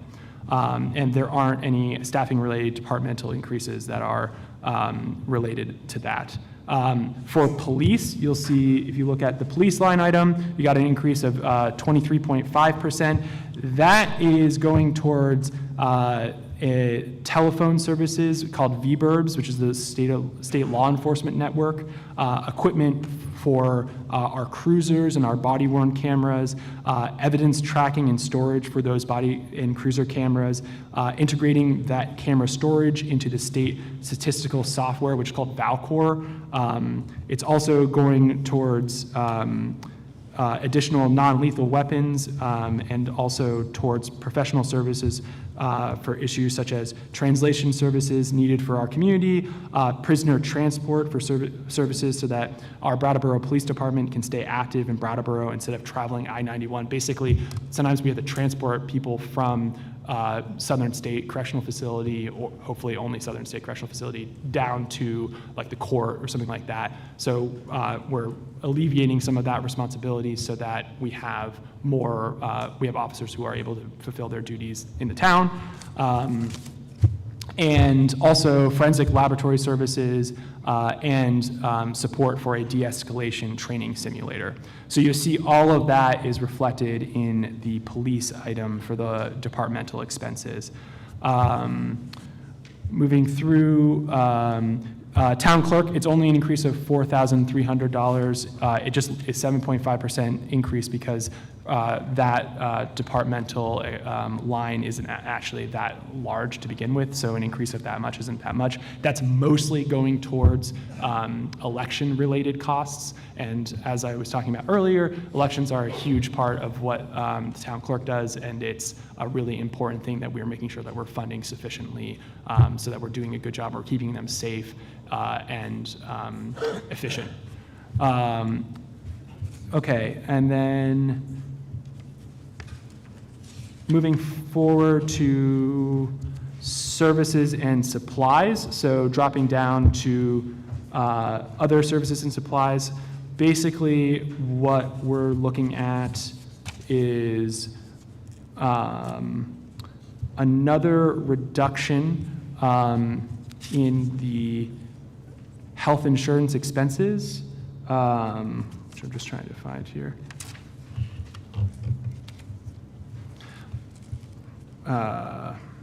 Sorry, as I lose my place.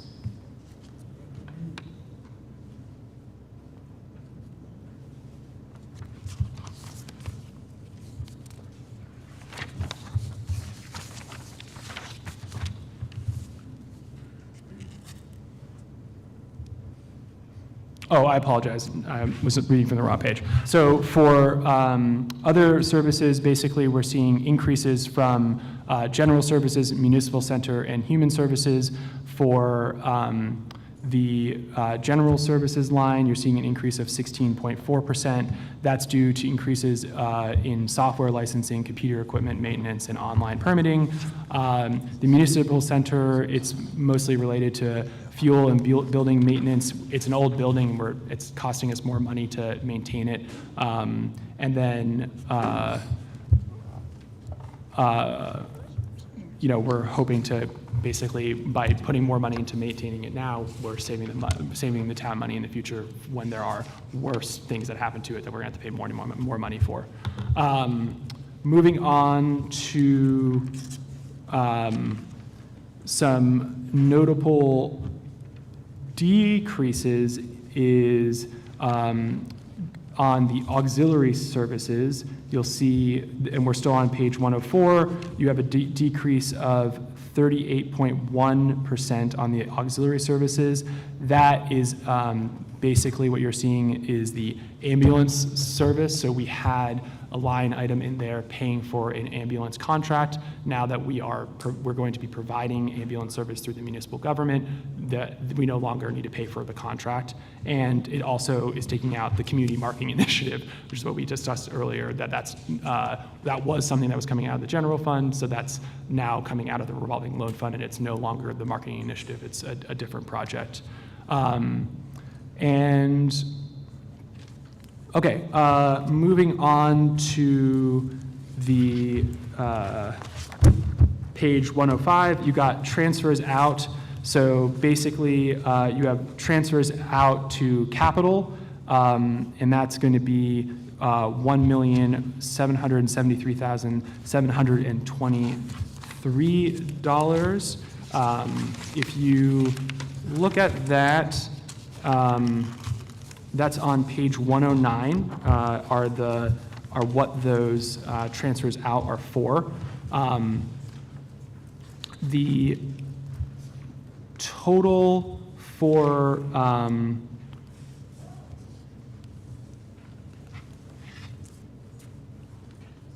the other transfer that we had out of that was to the Global Warming Fund, and that is it. Am I getting a? No. Okay. Yep. Okay, and then moving on from that, we're going to go to debt service, which is the last bit on page 105, which is this is the first debt service payment for the Living Memorial Park Bond, and that is going to be a total of $375,000. And the net impact after other debt instruments are enjoyed in the planning reduction, it's going to be a total of 3.4% increase. So it's $334,300. So the actual increase is 30.4%. Flip over and very quickly go on to revenues. Revenues are going to be, for property taxes, is going to be a total of $17,631,900, or $970. That's going to be a change of 4.3% total. So that's going to be the impact for taxes coming from this proposed FY25 budget on the property tax increase. And we can talk a little bit more about that once I'm done on like what that will look like impacting an individual household. And then you'll see that we also have increases for rooms and meals taxes and sales tax. And we basically project those increases in revenue based on how much we're making from prior years. And we're looking at that number, and we're projecting them to be increasing at this rate. And it's important that we're trying to project those accurately so that we're not overtaxing the residents of the town, because we're being too conservative in projecting what our other revenue sources will be, but we don't want to be too optimistic and then under tax and then end up with not sufficient funds. So it's a balancing act that we do. And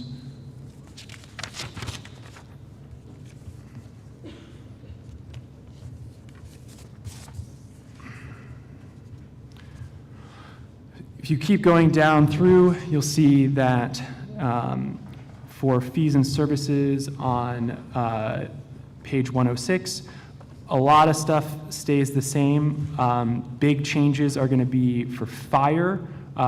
You've got a huge increase because what we're anticipating in that line item is the revenue that we're going to receive from the EMS service.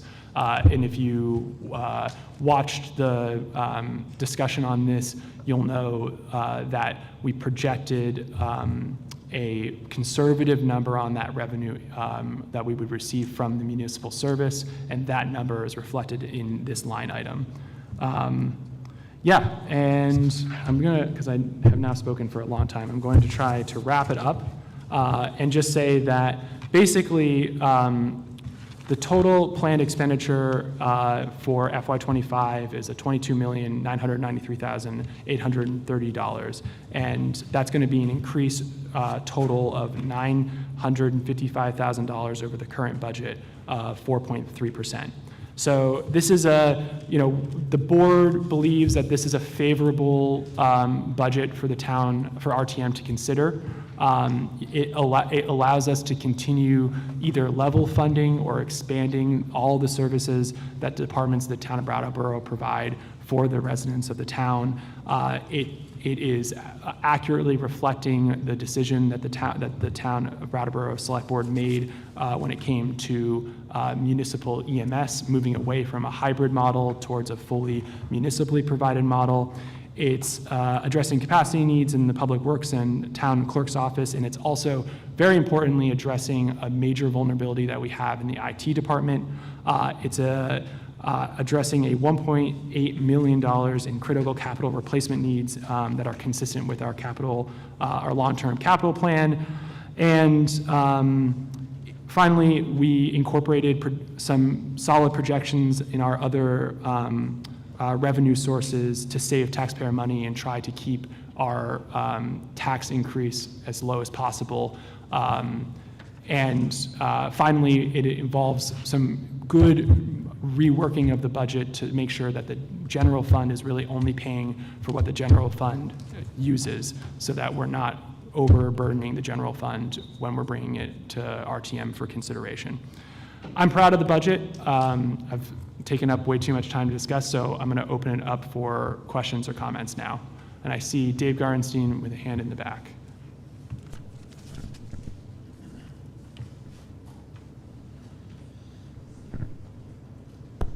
Thank you. The format in which the budget is presented is very, very different from the way it's been for decades, and I'm wondering whether the town manager or the finance director could explain to us how that came to be. John? Sure. So the format came out of, first of all, if you're referring to the fact that we presented the expenses prior to the revenues, that was kind of just the realization that it's the expenses to do a certain amount of services across the town that drives the revenue side. So we have some more or less fixed revenues, things that we can predict, but the one that really is the balancer, I guess I would say, is the property tax. So if we figure out what is the program that the town departments would deliver and that the select board wants to have happen in terms of work plans throughout all the departments, then we can figure out what the revenues we would need to raise in order to support that level of service.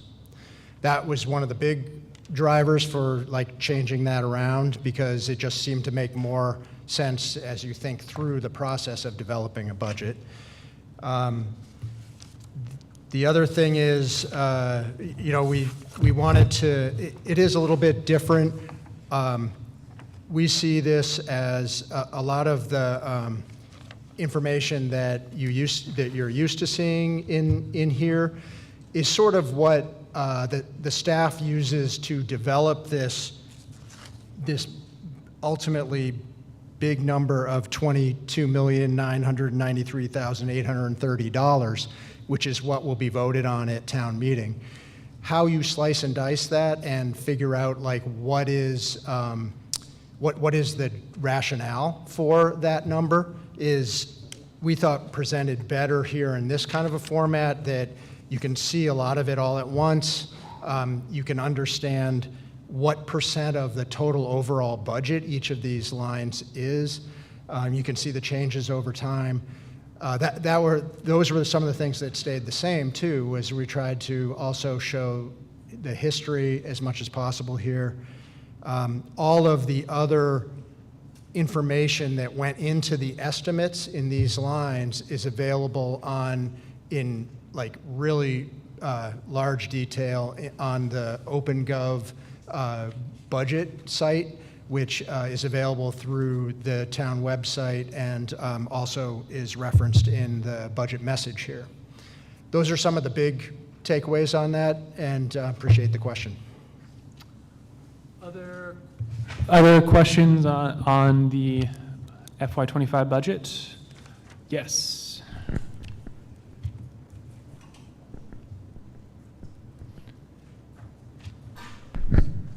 Just for my own information, maybe others, on page 107 for other revenue, the lines governmental, employee contributions, and miscellaneous. Could you just touch on each of those and say what they are? Yeah, that is a good question. Governmental, employee contributions, and miscellaneous. I'm not sure. Do you know what those are? I could shed a little light on that. Governmental is going to include things like state current use payments, where the municipality is refunded for the lost revenue of having land maintained within the current use program. There are some other smaller governmental sources. For example, state assistance with roads is also lumped into governmental. I think that's probably the lion's share of that particular line. Employee contributions. This is representative of the employees' share of health insurance costs. The premiums are not exclusively covered by the town and by property taxes, but a portion of that cost is borne by each of the employees. I think those were the two questions. Does miscellaneous have a major contributor? Miscellaneous. I should have a better answer for you. I do recall within miscellaneous, interest that we receive is a significant contributor to that. Pardon?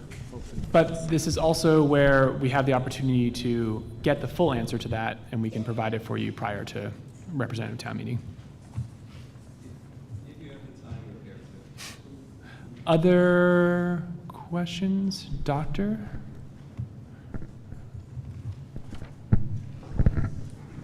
Thank you, Bob Tortolani, on Section 8 of town, or whatever you call it.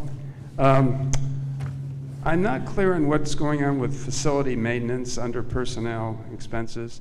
I know it looks like you're ending that, but both under expenses and on the next page under supplies, you had figures there, and then they've been ended. So I don't understand what's going on there. Thank you.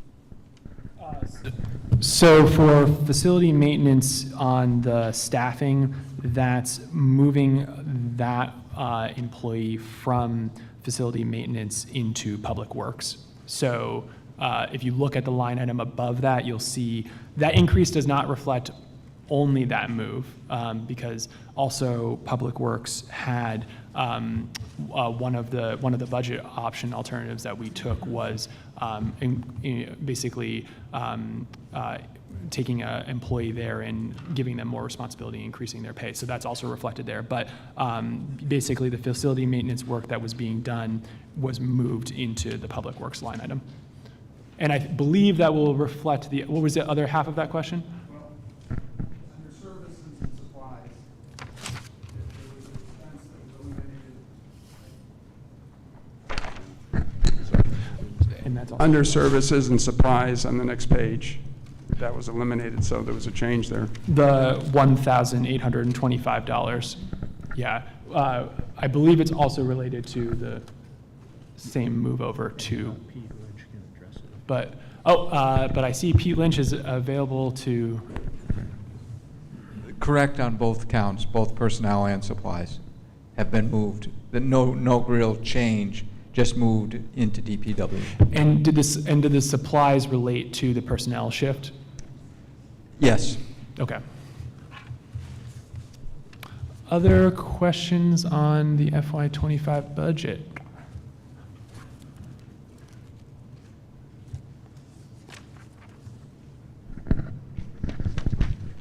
You'll probably shut me down. George Carville, District, what are we? Three. No. 9. District 7. What you've done on the with moving the money for development to the revolving loan fund really goes counter to what was done at representative town meeting last year. If you look at the minutes, page 25, Paula Melton made a motion to take that separate article, it was Article 11 last year, and make it part of the general fund. Are we talking about FY25 budget right now? Yep, well, you've said that that's the only place we can talk about this. No, I said at the end of the meeting on other business. I'm sorry. Can I just finish now and be done with it? Go ahead. All right, thanks. My point was they tried last year to fold that money into the general fund, to say, let's not talk about this anymore. That was defeated. The attempt to move that into the general fund was defeated, and we kept it, they wanted to keep it as a separate article. Instead, this year, you guys have moved and hidden it from us, so it can't even really be discussed.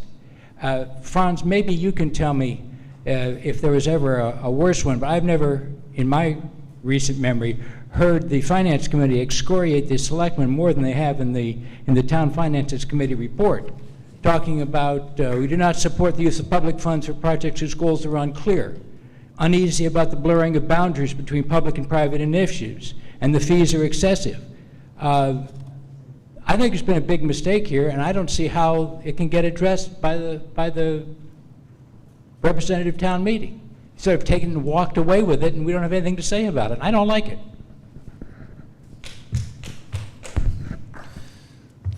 Other questions on the FY25 budget? Frick.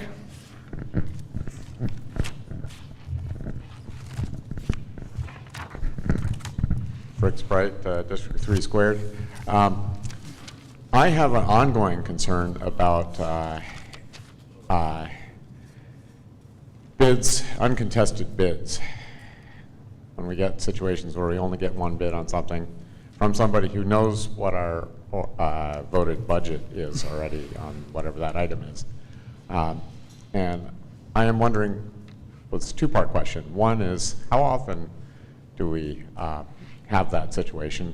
And in that situation, are there ever any attempts on the part of the town to push back on their bid number to try and come up with something that is perhaps a little more in the interest of the town? I mean, I can think of specific projects that raise concerns for me because I know about them, but I won't go into that right now. So how often do we get? Like a single bid for? Correct. Yeah. I don't know, I don't know the exact number for it. I haven't seen one yet in a year being here, but it may happen. Okay. We're not in a highly competitive market for many services, so we have to go with what we get. It's certainly a sound practice for municipal management to try to get as many bids as you can on a public procurement. We are currently in the process of trying to do that for trash hauling. We will see if we get more than one bid there. We certainly would need to negotiate with whoever comes forward on any public procurement if the bid was deemed to be higher than the staff estimate. So I guess that's kind of an answer to my second part of the question. We do sometimes push back If we got a price that was higher than the staff estimate, we certainly would try to value engineer that and negotiate, yeah, depending on the type of procurement. Okay. Yep. Perhaps later we could talk about some of my Sure, specific anytime. concerns. Thank you. Other question? Oh, yes. I also have stuff on my lap, and it's getting late, so if I sit, that's all right. No, that's totally fine. Perfect, thank you. I am in the addendum section, page 20, towards the bottom. I believe it's within Public Works, looking at equipment, and I'm just looking for a reminder to where that 125,000 went. We didn't fund it last year, and we're not funding it in the future, and I'm wanting to make sure that our DPW has all the equipment that they need. Yeah, Kim would like to speak to that. So if you look underneath. You got to get closer to the mic, Kim. Oh, sorry. If you look on page 21 on the top, where it says it's kind of in highway equipment and vehicle maintenance, you'll see we moved some of those line items. We just consolidated line items to not have as many categories and to put them kind of where they belong. Marvelous. Thank you. You're welcome. Yes, Franz. I'd like to just give a very brief response to what George asked me. Let's wait till other business at the end. Okay. Cool. Spoon.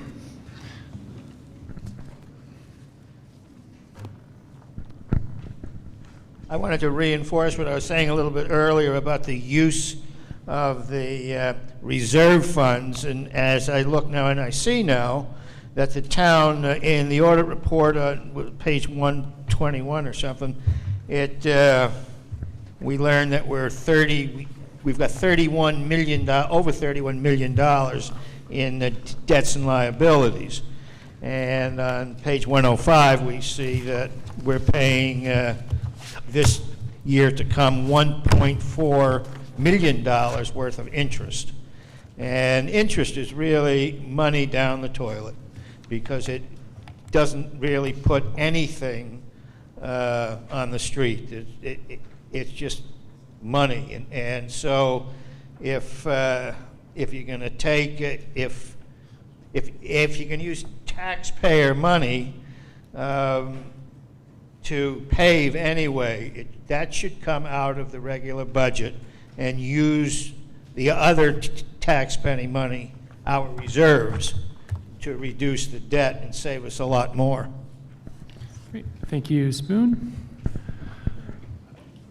Kim wants to speak to that too. I just want to say that the 1.4 million is principal and interest. It's not just interest. Those are principal payments on general fund debt, and the 31 million that you're referencing on page 121 also includes utility fund debt, because that's the complete debt of the town. So they are, those payments of the utility fund will be in that enterprise fund when we bring that to the board. Other questions on FY25 budget, which is actually Article 13?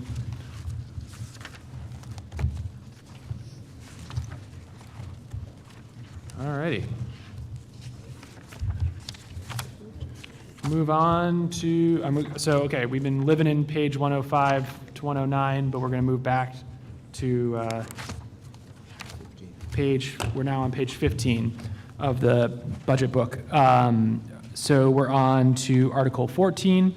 So that's going to be to elect 2 representatives to the Capital Grant Review Board for a term of 1 year, members to be nominated from the floor. And I'm just looking for which page that is on. That's on page 20 if you want to read a little bit more about that. Any questions on Article 14?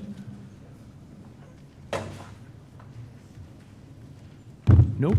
Okay, we'll move on to Article 15, to see if the town will elect or appoint members to the town finance committee for a term of 1 year, members to be nominated from the floor. Any questions on, so RTM Finance Committee is one of, we talked about the Human Services Committee, it's another committee of RTM, so it's appointing members to that board. Any questions? Seeing none, move on to Article 16. See if the town will direct the select board to include a specific amount of the FY26 budget to be allocated to human services funding. Okay, so this is the article that we were kind of discussing earlier when we were looking at Article 10. This is where the motion will propose a percentage, and then RTM can discuss what allocation of the FY26 budget will go towards up to for the Human Services Committee to consider for allocations. And I see one hand, Oscar. Oscar, District 9. Just process question. So there will be a number in the motion, correct? 1.4. Okay. Okay, thanks. Sorry to interrupt you. Did you have more of a question? No. And I can just speak to that really quickly. It's just been 1.4 every single year that we've done the motion, and we're just keeping it at 1.4. We think it's a good starting spot, and I'm happy to, I think I would actually lean into being talking substantively about this, so I'm not going to go too much into it, but I think given where your committee landed on allocating funds based on both what was requested of them and their own determination, we sort of made a decision to just keep it at the 1.44 starting space. And we saw that starting at 1.4 didn't keep you all from debating it at length and coming to a different number. So it didn't seem like it halted debate or anything like that. It's just a good starting spot. Hello? Hey. I'm not gonna, I didn't want to debate or argue about the number or anything like that. I just, at some point, talked to somebody who said that there might not be a number in the motion. And I was confused about how we would then amend that. But if there is going to be a number, then I'm good. Franz? No. Cool. All right. Thank you, Oscar. Other questions or comments on Article 16? No. Okay. We're going to move on to Article 17, to see if the representative town meeting shall set the number of Human Service Committee members at no more than 11 members, said committee members to be elected at the annual representative town meeting, and maintain this number of committee members until rescinded or amended by a warrant article and vote of representative town meeting. Yeah, fairly self-explanatory. Questions or comments on Abby? Yeah.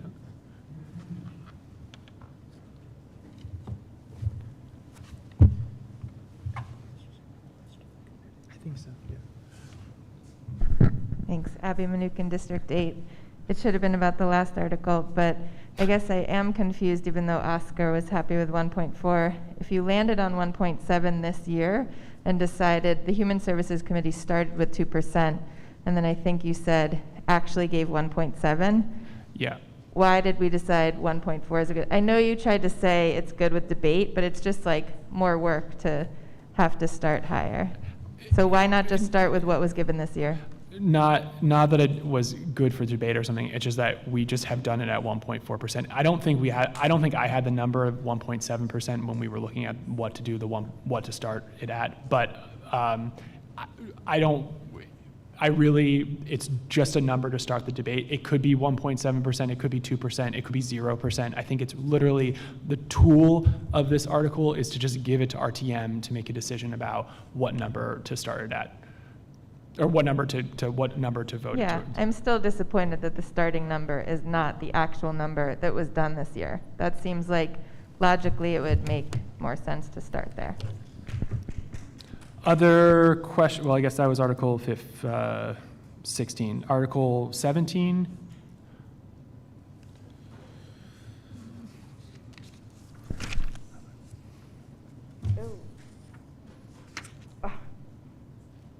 This is, we're talking about... I'm sorry, I thought we were...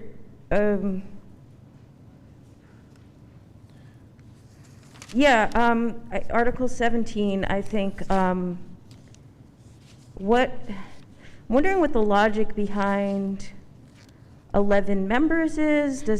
Would it seem to become more unwieldy if it were larger? And what sort of processes were included to ensure that that part of the committee would consist of recipients of the services? So I believe that this article is coming out of a request from the committee, as my understanding. Does David want to speak to it?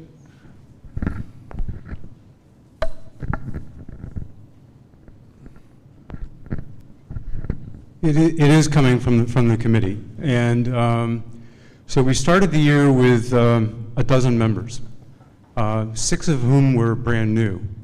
And there was a lot of scrambling to put together meetings and time so that we can get everybody on the same page and understand and talk about the process, educate ourselves, and come to understand what we were looking to accomplish.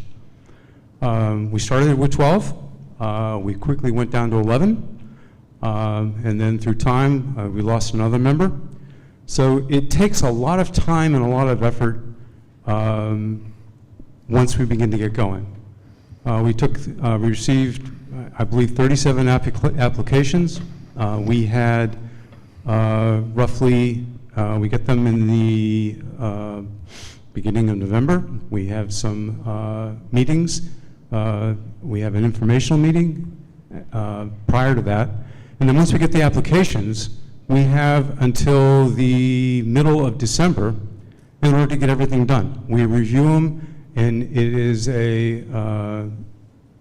it's a good effort. I mean, I think people take it the committee members take it seriously, and we read through every application that's presented. In order to be able to manage that process, there was a lot of juggling. We had to make sure that people are available, and so the idea is to have a manageable group, which I think is something that you pointed to. Membership is open to anybody, from the RTM. Now, there were 10 at the end of the year. We have 2 or 3 who will not be coming back. So from the floor, we will put forward the members who on the committee who wish to continue, and then we will be looking for others to participate. Great, thank you. Tara's got her hand up next. No, I'm going to let the next.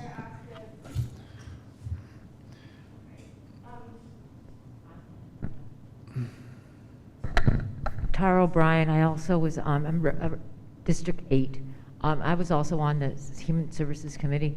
And just to back up what David had explained, when you ask about agency or representation, rather than making sure there's representation on our committee, we asked the organizations what they were doing so that the people that they were serving had representation in the decision-making in those organizations. So those organizations were accountable to us to show us if those people had any agency and power in those organizations. So we feel that we asked the organizations to lay that out for us, so that even if we weren't representative of those agencies, of those populations being served, we had adequate evidence that those people had a voice in those organizations. And before we get into a long back and forth on this article, I just want to remind us we're just doing information and questions today, and then we can get into a debate about this at RTM. And by we, I mean you all can get into a debate about this at RTM. So Zeke, is it a question or clarifying? Because I think we had 2 members of the committee to clarify your questions. No, I wouldn't say I was trying to debate, but I guess I was leaning towards kind of that.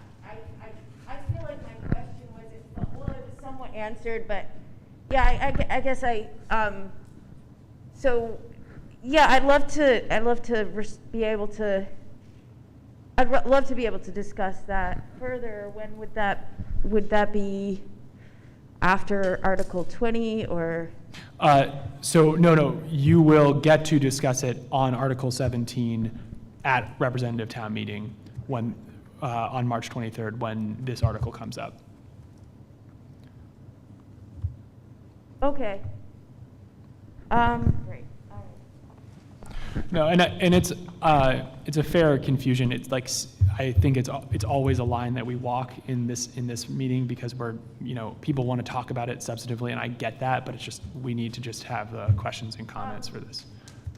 No, I didn't realize, actually, when I first asked, I didn't realize that this committee was all representatives of, that the Human Service Committee was comprised only of representative town meeting members. So that clarified that clarified something. But so, and what was your name again? David. Okay. Great. Thank you. Frick, another question or clarifying comment on Article 17? Frick's right. I just wanted to say that when it comes to committees, we have to strike a balance between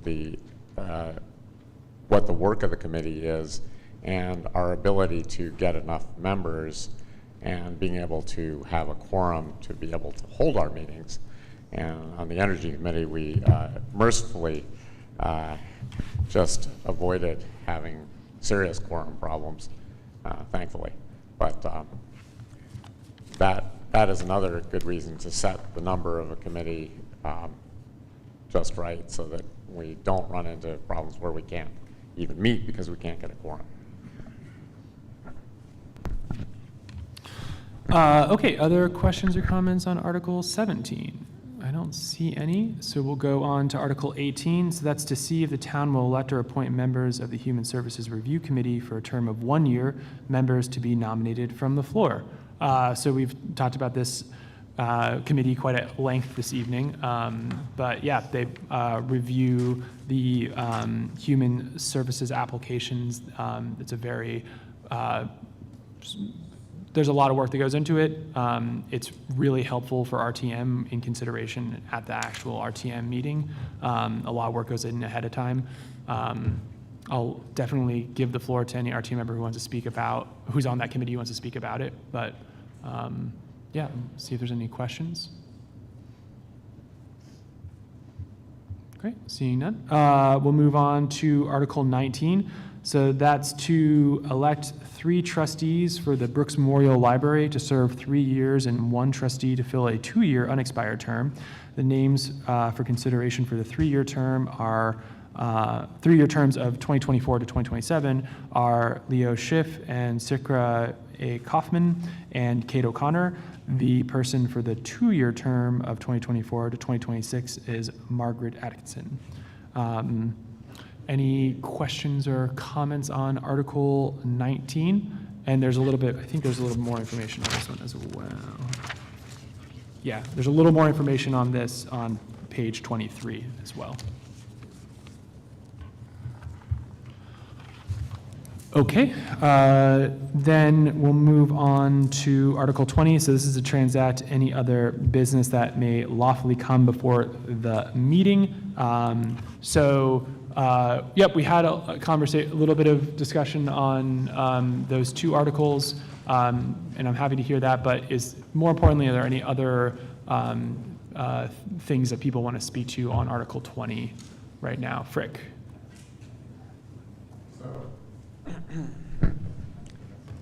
I have been trying to figure out how to make good use of the charter change process and also promote more vibrant democracy in general. And I was in conversation with Hillary about how to best promote and educate people about ranked choice voting.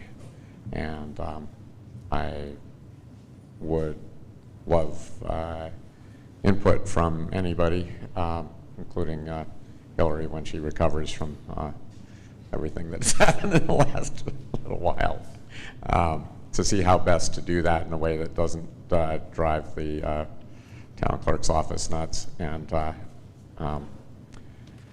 gives people some window into ranked choice voting and how it works and its benefits.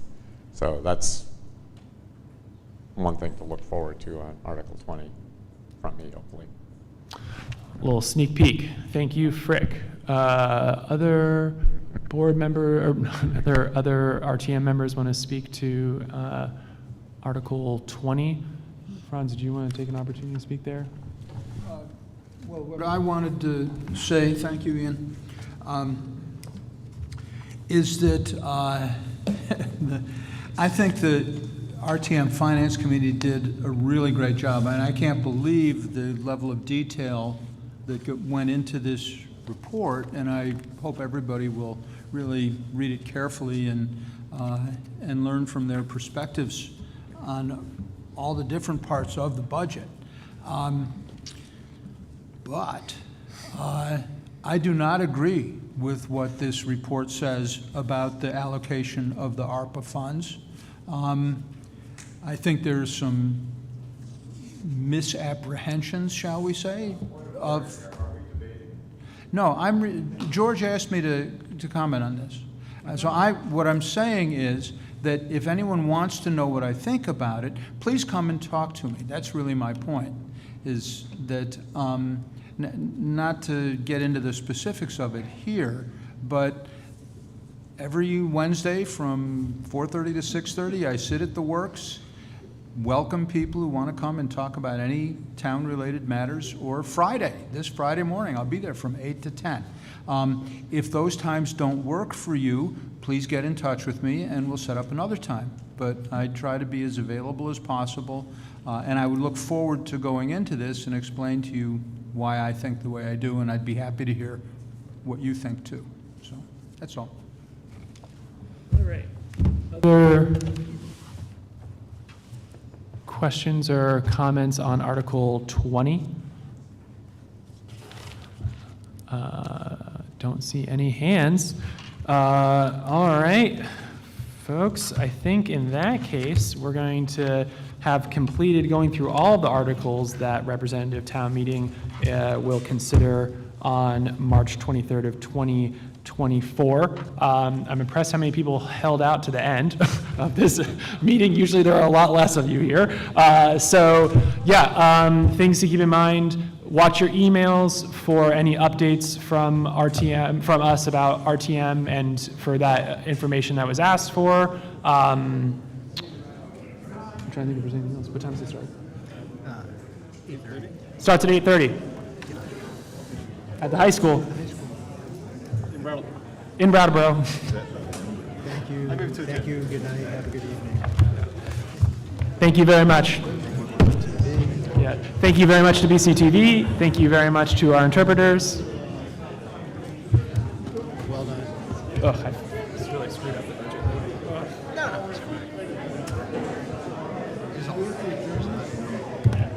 What? It's not selected.